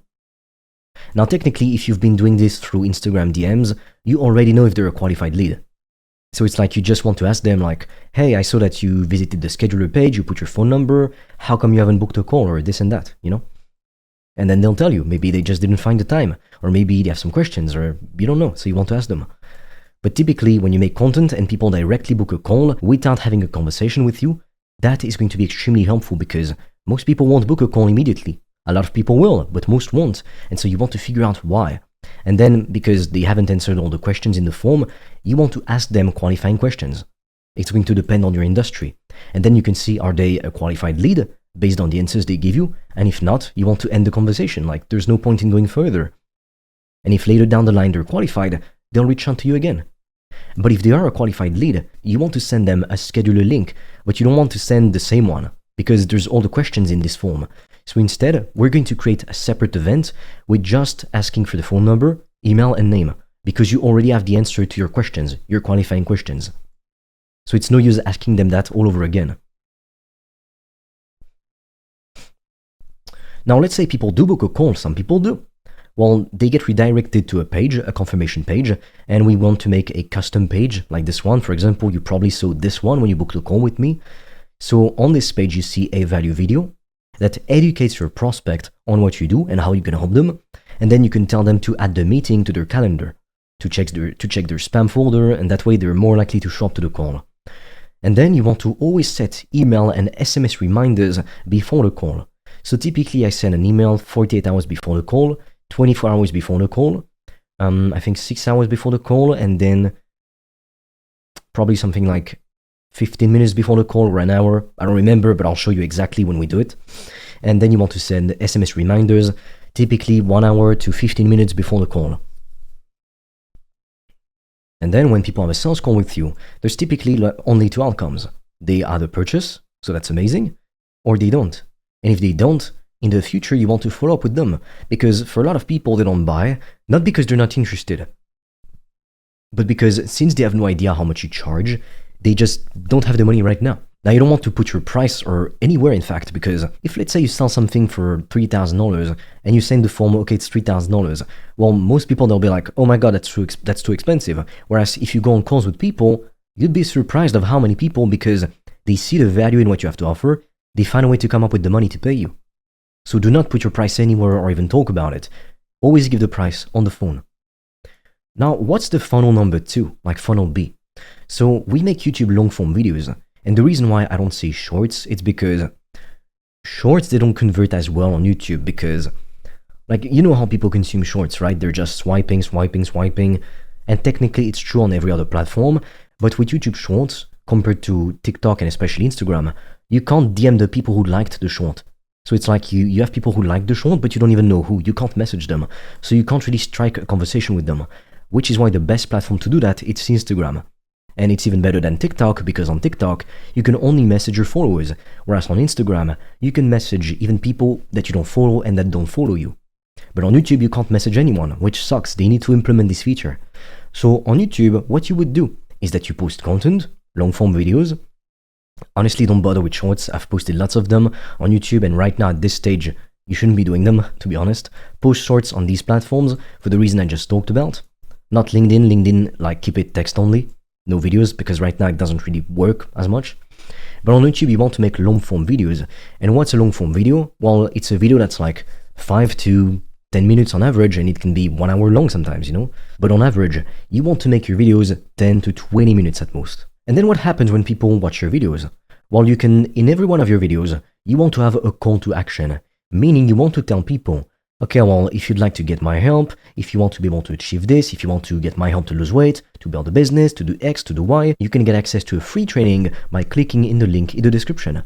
And then people get on a page, and there's typically like a headline just like this and whatever, but I just put this right now to make it simpler. It's an opt-in page. So you ask people for their first name, phone number, email, and they click on it, they enter they put their details, of course, they click on it, and they get redirected to the free value, which is typically a video. And that's a video sales letter. The goal of that video is to give lots of value for free to your prospect, so that then they book a call. Because in that video, you want to have a call to action, and underneath, a button to book a call. And then some people, they'll visit the scheduler page, and they will book a call.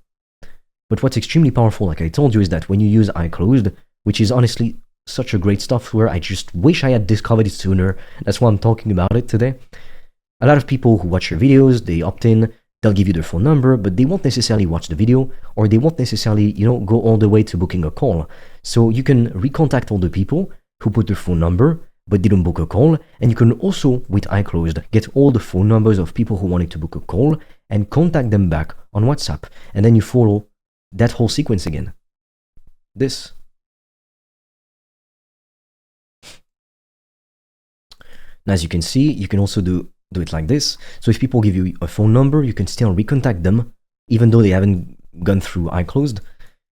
And then you want to send them a WhatsApp message and figure out, are they qualified? Did they even watch the free video?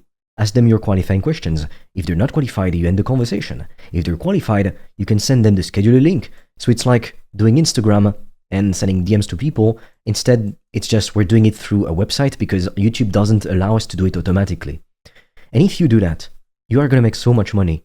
Like, honestly, the price that you paid for this program and everything, you will make 100 times, 1,000 times that. I'm not joking. So if anything, I should increase my prices, and in fact, soon we're going to do that. So as you can see, these funnels, there's actually 2 funnels, it's absolutely insane. Absolutely insane, because every step of the funnel is optimized to squeeze as much as possible out of it. Like to squeeze as many leads as possible to get the most amount of sales calls and customers. That's it.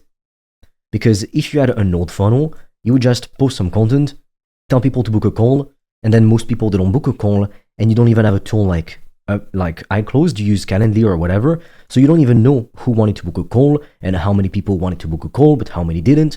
So you just make content, give them a page, you don't know who sees it, who doesn't, who books a call, who doesn't, and then you wait for people to come to you. And that's how you get 5 to 10 sales calls per month at best. But with this method, you can get 100 sales calls per month, 200 sales calls per month, like there's no limit. There's genuinely no limit. Okay, so right now, let's debunk the common myths around content creation.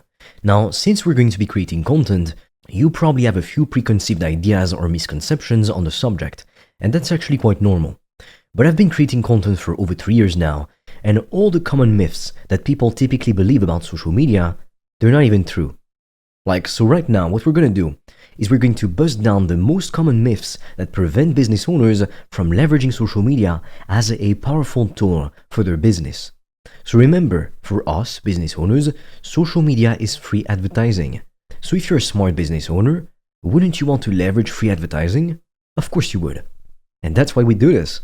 I'm not making social media content just because I want to show my face or talk to a camera, I do it because it's free advertising. And so does every person who makes content and who's also a business owner.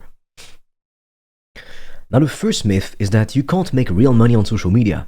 It's just for kids and teens and influencers that are full of ego. Now, if you think that, it's probably not the case because you're in this program in the first place. But if you do think that, you're probably older than 35, because if you're Gen X or even younger generations, then you probably already know that the internet is the best way to build a remote business, and not only that, but to make a lot of money and to change people's lives while having the freedom that you've always wanted. Because all you need to do the work is your laptop, a Wi-Fi connection, and your brain. You don't need a fancy office. You don't need decades of corporate experience or overpriced degrees that don't even guarantee you get a job. The traditional way of doing things is dead. This is the new way. And remember, evolution is the most fundamental law of this universe. Meaning, if you try to resist it, you can't thrive. You either get better and evolve, or you decay and die. There is no stagnation possible. Stagnation is only an illusion. People think they can stagnate, but it's not true. It's just an excuse to stay comfortable. To give you an example, Blockbuster went bankrupt because they couldn't adapt to a changing market. Nowadays, people use Netflix, they use Amazon Prime, they use HBO, and the hassle of having to go into a physical store to rent a DVD and then you have to take it back, it's just not worth it when you can plop down on the couch and have a cheap Netflix subscription and start watching any shows or movies you like, immediately from the comfort of your home. Which is why, like I said, time and again, throughout this program you want to keep an open mind. Don't think, oh, this doesn't work, oh, outreach is bullshit, or oh, it's probably too good to be true, or whatever you might think. Because then you only handpick what you feel like doing and what you want to do. But that's not how you build a business. Business is mathematics. You need to follow the right step-by-step process in sequential order. So if you skip around, this will not work for you. You are warned. It's like if you wanted to bake a cake, and I'm giving you a perfect recipe, well, if you start to remove all the ingredients, and the only ingredient you have left in the recipe, it's eggs, you don't have a cake at the end of it, you just have eggs, So you need to follow the steps and to keep an open mind about this stuff. Now, the other myth I would like to bust down is that you need millions of followers to make money online. So that's probably the biggest myth that people believe in when it comes to social media. But let me show you why it's not true. Have you ever heard of the influencer Ariana Renee, or Ari? Well, with over 2.6 million followers on Instagram, she couldn't even sell 36 t-shirts to her audience. So out of 2.6 million people that follow her, 36 people bought her product. I mean, come on. And that's because not all influencers are business owners. There are plenty of small accounts that crush huge accounts by far, with millions of followers, in terms of how much money they earn, because they're simply implementing the right monetization systems. I mean, you've seen the funnel I just showed you is extremely complex, there's lots of things that go into it, but it makes cash. It really does. Most influencers, they don't have something that complex. And there are small accounts, like I said, with less than 30,000 followers, less than sometimes 10k followers. And I mean, on my channel I have 3,500 subs on the day I'm recording this video. So it's not a lot. Yet I can earn more money than some accounts with millions of followers, or at least hundreds of thousands of followers, because these clever business owners know how to utilize social media to grow a business, not just to get vanity metrics such as likes and followers. Now, before 2016, social media platforms like YouTube, Instagram, and even Facebook had their golden era because there wasn't enough creators, but there was lots of consumers. And so if you got started back then, it would be super easy to grow a loyal following rapidly because there was a lot of demand and very few creators. Most of the people that you see with millions of followers nowadays, they got started 5 to 10 years ago. And so after that initial golden period, social media algorithms changed and it became more difficult to grow a following organically without having to spend money on paid ads. So I used to love Instagram, to give you an example, when I was still in middle school. But the thing is, I clearly noticed a very drastic change when they switched up their algorithm. So I would post a lot of high quality content in my niche, and at the time it wasn't serious, it was about a video game, because I was a kid and I was doing this for fun. But my content would barely be seen all of a sudden, and I'd barely be getting any followers, so I was stuck at like a few thousand followers. When it's not like I changed my content style overnight. I changed nothing at all, and I would see bigger accounts posting the same type of content, yet they were getting lots of likes and lots of followers. So back then I quit on Instagram. But then something insane happened. In 2016, TikTok decided to join the party. And so before TikTok was released, first it was Musical.ly, but they changed the concept to appeal to a broader audience, and so they rebranded Musical.ly as TikTok. And that happened in 2016. Now, TikTok wanted to get a share of the market, of course, but people were already using Facebook, Instagram, and YouTube, and even Snapchat, so why would they even bother to change their habits and to go over to TikTok when they've got already so many options to choose from? And by now you should know that the goal of any social media platform is to retain their users for as long as possible on the platform, because that's how they make money with ads. The longer you stay on the platform, the more ads you're going to be exposed to, and so the more money they're gonna make. Which is why, if you can align your content strategy with the goals of the algorithm, which is to make people stay on the platform for as long as possible, then the algorithm will show your content to more people. And that's why you can see like all the biggest YouTubers, they have some crazy editing. Like it's literally animated like a Netflix show, even better than a movie sometimes. Because nowadays, people's attention span is so short, you need to put something on the screen like every 2 seconds. It's insane. Now at the moment I'm recording this video, I don't do this kind of editing, so my editing is very, very simple, and I'm still able to get lots of clients, and I'm going to really level up the quality of my content pretty soon, because that's how the game works. But so in order to attract viewers, TikTok knew they needed to incentivize creators to use their platform to post content, and they needed to differentiate themselves from all the other platforms out there. Instagram, Facebook, YouTube, Snapchat, and even Twitter. And so TikTok realized that for creators, there's nothing more frustrating than putting so much thought and effort into making a great piece of content, but then getting stuck under 100 views. If you've ever tried to make content, you know how frustrating this is. You've made a great video, you put so much effort into it, you gave great tips, but you get 100 views. Like, what the fuck? And then you see some post going viral and it's just garbage. There's no value in it. So in order to attract creators and differentiate themselves from all other social media platforms, TikTok just said, well, fuck all of you guys. On our platform, anyone can post a great piece of content and go viral, even with 0 followers. And so more and more creators started posting on TikTok, and they saw their videos go viral and their accounts blow up overnight, creating a sort of ripple effect, because more creators saw that as an opportunity and potential to further their career. So they started creating content on TikTok too. And nowadays, TikTok is one of the leading social media platforms favored by new generations. And you might think, okay, that's great, but did it change anything like about other social media platforms? Can you only grow on TikTok then? Well, that's not where the story ends, because have you noticed like how every social media platform is constantly copying features from other social media platforms, like how Facebook, YouTube, and Instagram all came up with the feature to post stories, when back then it was only Snapchat that did that. And the reason why you can see every social media platform constantly stealing features from other social media apps like Shorts or Stories, it's because they want to have all the users only using their platform and not the platform of the competition. Snapchat wants people to use Snapchat only. YouTube wants people to use YouTube only. So for instance, Facebook steals Snapchat's story feature in hopes that people will abandon Snapchat and stay on Facebook exclusively, because they get everything they want on one platform. But what this also means is that ever since TikTok joined the party in 2016 and decided to allow anyone to go viral and to reach an unlimited amount of people with their content, every other social media platform followed suit. So what this means in plain and simple English is that nowadays anyone can post content online and go viral overnight, even if they have 0 followers. So can you see now why you don't need millions of followers in order to make a lot of money on social media? Myth number 3. If I get more views, I will get more clients. Now, technically speaking, the answer is yes and no. And the reason why it's no is because it doesn't matter if you get more views from random viewers. And the reason why the answer is also yes is because if you get more views from your ideal client avatar, then of course you're going to make a lot more money because you get a lot more visibility. At the end of the day, remember what we said earlier. The more people you have a conversation with and the more qualified leads you have a sales call with, the more clients you're going to get and the more money you're going to make. It's literally that simple. Now you have to know that plenty of influencers and even business owners, they get caught up in appearances and they focus on vanity metrics.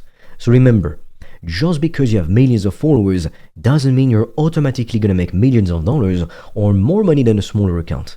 There are small accounts with less than 30,000 subs that earn 10 times more, sometimes 100 times more than big accounts with hundreds of thousands of followers or even millions of followers. So do not fall for the trap of chasing vanity metrics and likes, because likes or even views are not cash. Cash is cash. So to give you an example, if I were to make a short about top best tips to build muscle, that's great, I'd get a lot of views. However, I'm not in the business of helping people to build muscle or to get in shape. So I might get a lot of new viewers, lots of followers, but what am I going to do with those? It's just useless for me. And I mean, I know this because, like I told you, earlier in 2024, with my team, we've generated over something like 50 million views in less than 6 months. Now that is why your goal needs to be crafting carefully designed content in order to attract your ideal clients to you and prospects in your niche. So if you help people to build muscle, make content solely around that. If you help people to invest in real estate, make content around that. If you sell video editing services, make content around that. And doing that is what ensures that you're not just chasing vanity metrics such as likes and followers, and that instead you are attracting the right kind of leads for your business. Moving on to myth number 4, you need a prospect to consume at least 7 hours of content before they buy from you.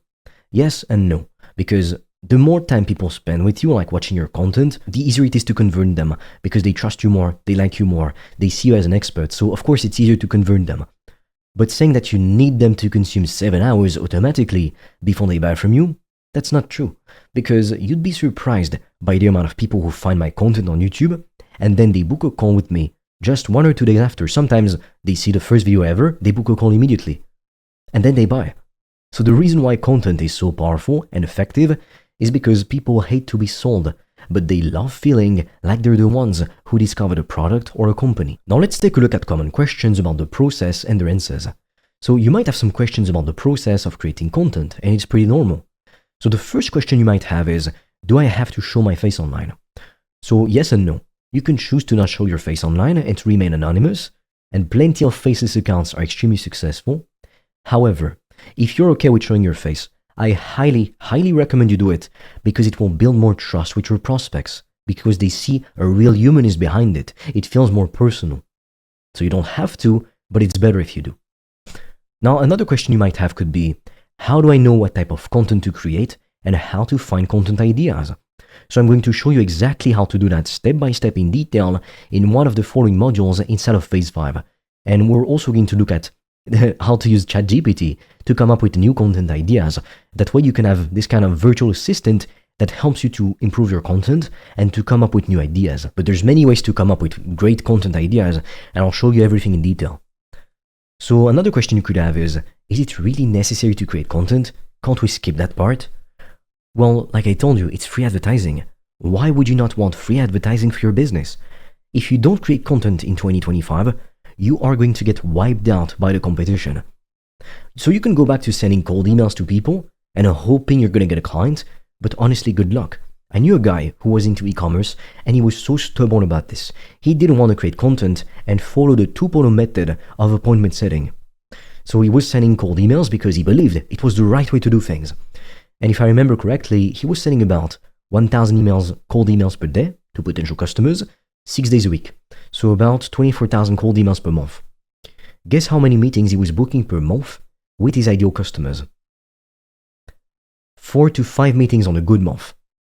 While I'm able to wake up and see I've booked 5 new meetings today. I'm able to see that I booked 10 new meetings in one single day. So if it would take this guy 2 months to book 10 meetings, I can have 10 meetings booked in a single day. So if you still think, oh, you should do only cold email or whatever, good luck. Good luck trying to build your business. So throughout this program, I told you time and again, the things I'm sharing with you, they're going to challenge the way that you do things, and you need to embrace resistance. So this is exactly what you need to do here. And if you're not willing to put in the work and to follow this proven step-by-step process, then you can just go back to working a job that makes you miserable, only to be underpaid and undervalued. You can't expect to become a part of the top 1%, make $10,000 per month or even more, and at the same time, not being willing to do the kind of things that 99% of people are not willing to do. But if you can do these things, you will crush 99% of the competition easily. So it's either you want success more than you want to stay where you are and in your comfort zone, and you're going to put in the work, do whatever it takes, overcome your fears and get rid of all of your limiting beliefs, or you want to stay in your comfort zone more than you want to be successful, more than you want to make money and change your life and change the life of the people that you love. But if this is you, I have to warn you, nothing will change for you and things will not get any better. But it's on you. It's literally your fault, your responsibility. It's literally what I told you in the first module of the first phase of this program. Getting results is your responsibility, because you can have the best method, but if you don't put in the work, or you let your limiting beliefs and your fears hold you back, you won't get any results. And I'm dead serious about it. You have to follow the process correctly. Now you might have some fears as well. You had some questions, maybe you have some fears. And one fear that you could have could be something like, I'm scared to make content and to market my offer. So if this is you, I really invite you to go back to the last module of phase 4, overcoming your paralysis, and you want to complete the action items. Because this is what you need to do right now to get unstuck and to stop letting your fears eat you alive. And honestly, if you just take the time to think, to ask yourself, what's the worst case scenario that could potentially happen if you started making content and promoting your offer? You get clients. That's literally the worst case scenario. I mean, I get you, because when I started to make YouTube videos years ago on another channel, now it's deleted, it was another business, but when I started to make YouTube videos, I was so damn scared that people that knew me, like from my school or from my family, would see my videos and judge me and make fun of me, whatever, but then they didn't. Nobody found out about my videos. And then people in my family later on, I explained my business and whatever, and it's some people understand what you're doing, some people don't, and I mean, not everyone's meant to stay in your life, so that's how it is. But right now, you're probably worried about so many things that aren't even going to happen. So if this is you, go back to the last module of phase 4, overcoming your paralysis, and complete the action items. You want to use the worksheet if you're too paralyzed by fear, otherwise move forward and keep going. And look at it this way. If you don't make content, and you don't start conversations with people and reach out to potential customers, you are not going to help anyone. Not yourself, because you won't make any money, not your family, for the same reason, but also not your prospects in your market, because they need your help. So you would be doing them a disservice by not putting yourself out there and spreading your message. Now you might have another fear, which is, but if I give everything away for free, people won't buy from me. You want to give away the secrets and to sell the implementation. That's exactly what I'm doing, and I learned this from Alex Hormozy himself. And it makes sense, because if you're holding back the information that you give to people, people are going to think you suck and you have no idea what you're talking about. And so nobody's going to book a call and nobody's going to buy. And out of all the people that do consume your content, 99% of people won't even take action. And not every follower or every person who likes one piece of content or watches one video of yours will watch every video or every piece of content, like everything, literally write down everything in a notebook and take action on everything. No one does that. There's probably less than 1% of people who do that. Most people, they watch educational content as entertainment. And I know, because I did this myself for so many years before I just grew some balls and started my own consulting business. And if you're honest with yourself, before deciding to commit and to join this training program, you yourself most likely consumed countless hours of YouTube videos or TikTok reels or whatever, on how to start a business, or what's the best business to start, or how to make money online. But if you're honest with yourself, most of the things you heard in the videos, to this day you don't even remember it. So do not be scared to give away your best stuff for free. I have complete guides and free trainings on my YouTube channel for free. Because if people see it, they're gonna be like, oh my god, he knows what he's talking about, and he gets results, so it's amazing, and they will buy. So like Homersy says, if you're not afraid of what you're giving away, the truth is you're not giving enough. You should be giving away so much free value, you start to think, oh my god, they won't need me anymore. But then it turns out it's the complete opposite. Because remember, if you don't give enough, people will think, like you're shit, you don't know what you're talking about. So they won't even buy. And remember, when people decide to work with you, they're not just buying information.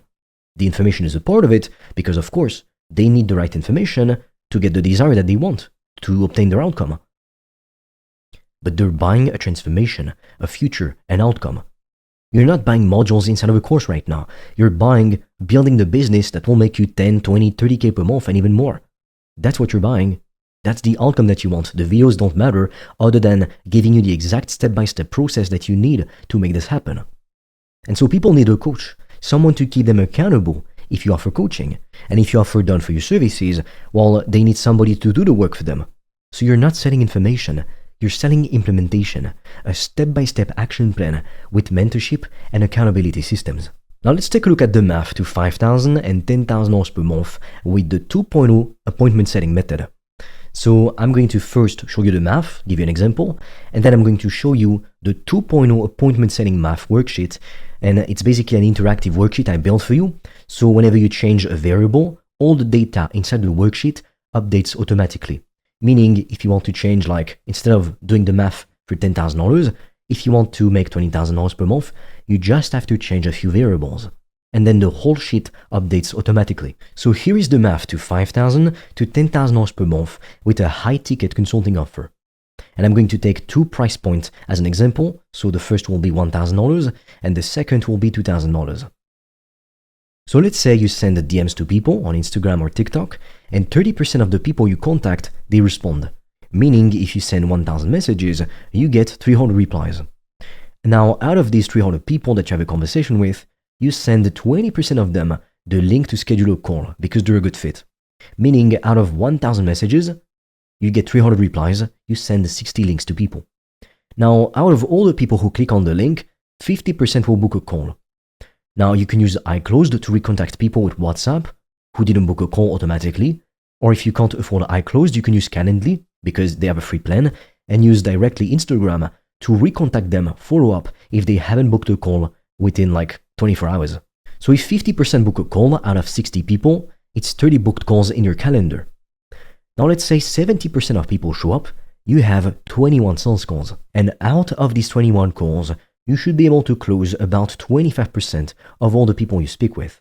Now at first, I do have to warn you, your closing rate might be lower because remember, you don't want to be hyper selective about the kind of people that you speak to on a meeting because you really want to practice your sales script and just get better at it. So at first, your closing rate might be lower, but then when you get more and more visibility, you'll become more selective and your closing rate, it's going to be even higher than 25%. It can go up as like 50, 60% sometimes. But let's take a 25% closing rate right now as a benchmark. So out of 21 people that you speak to, 25% would be 5.25 customers. So if your offer is $2,000, you will make $10,000 per month with only 5.25 customers. So let's just say 5 customers for the sake of it. And if you sold a product, an offer for $1,000, you'd make $5,000 per month with only 5 customers. So if you sent 1,000 messages per month to get 5 customers and make 5 to 10K per month, you would only need to send 33.33 messages per day for 30 days. Do you realize how easy this is? Now let's open up the 2.0 appointment setting math worksheet together and let me show you how it works and how you can play around with the numbers. And let's do that right now. Okay, so we are inside of the worksheet. So here is exactly how it works. So as you can see, it's literally the same math I just told you right there. If you sent 1,000 messages in a month, you have a 30% response rate. That's 300 replies. So you send 20% of people the link, it's 60 links sent. You book 50% of calls, it's 30 calls booked. The show-up rate, 70%. So you conduct 21 sales calls out of the 30 sales calls. So meaning 9 people won't show up to the call. And then you have a closing rate of 25%, meaning you get 5.25 clients, so really 5 customers.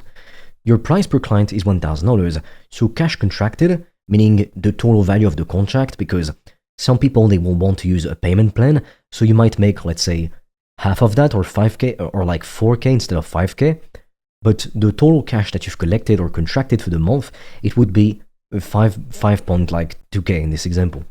And you only had to send 33.33 messages per day. And you only had to take 0.7 calls per day.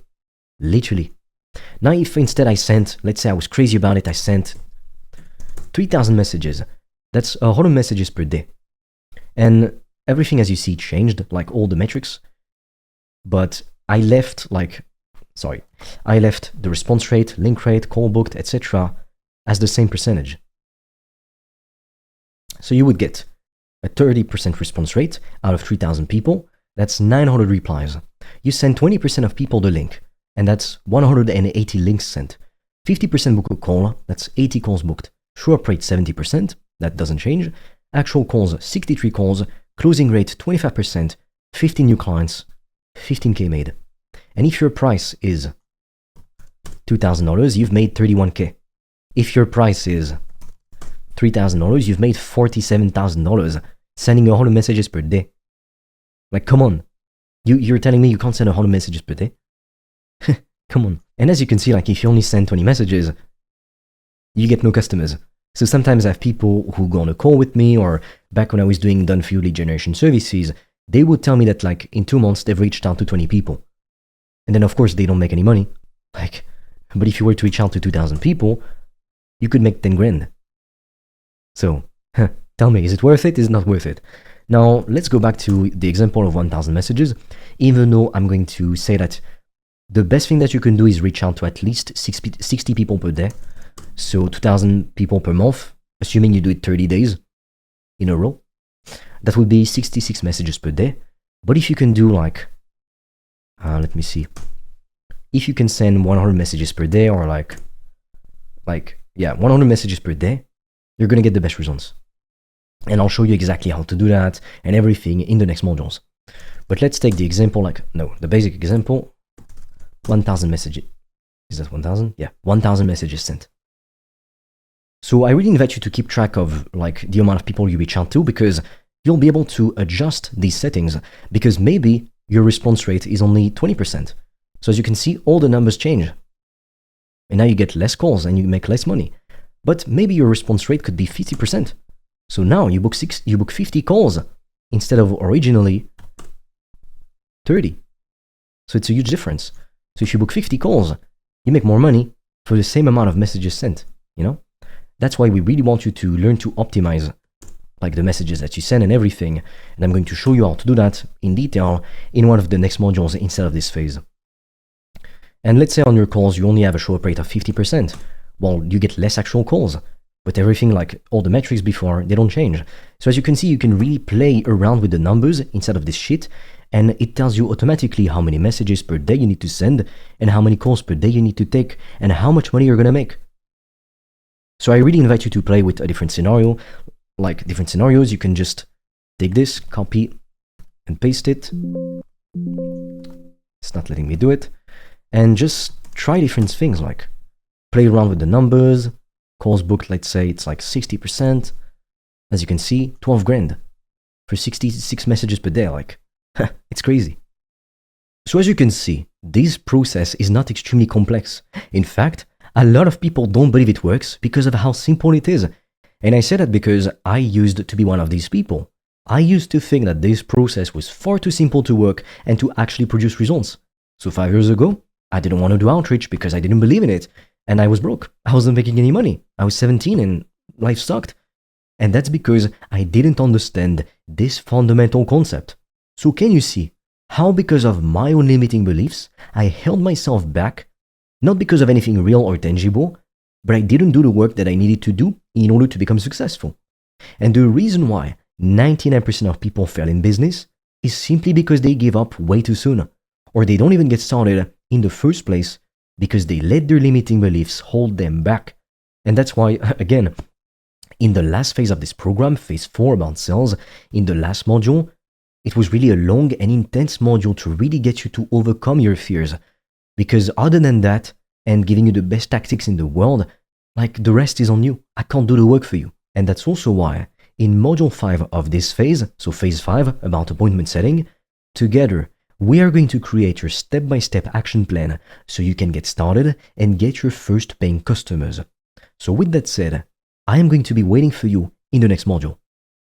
I hope you found this free training valuable, but to be honest with you, there is so much more that goes into building a profitable, high-ticket consulting business. I hope I've given you a lot of value today, but even then, I know that most people will not even make use of that value and will stay in thinking mode forever. But if you're part of that minority of ambitious individuals who's ready and committed to doing whatever it takes to become financially free this year, I invite you to click on the link in the description below and book a free call with me or my team. Together, we'll help you come up with a game plan to reach financial freedom in 90 days or less. But be quick, because we don't have enough spots for everyone. And with that being said, I'll see you on the other side.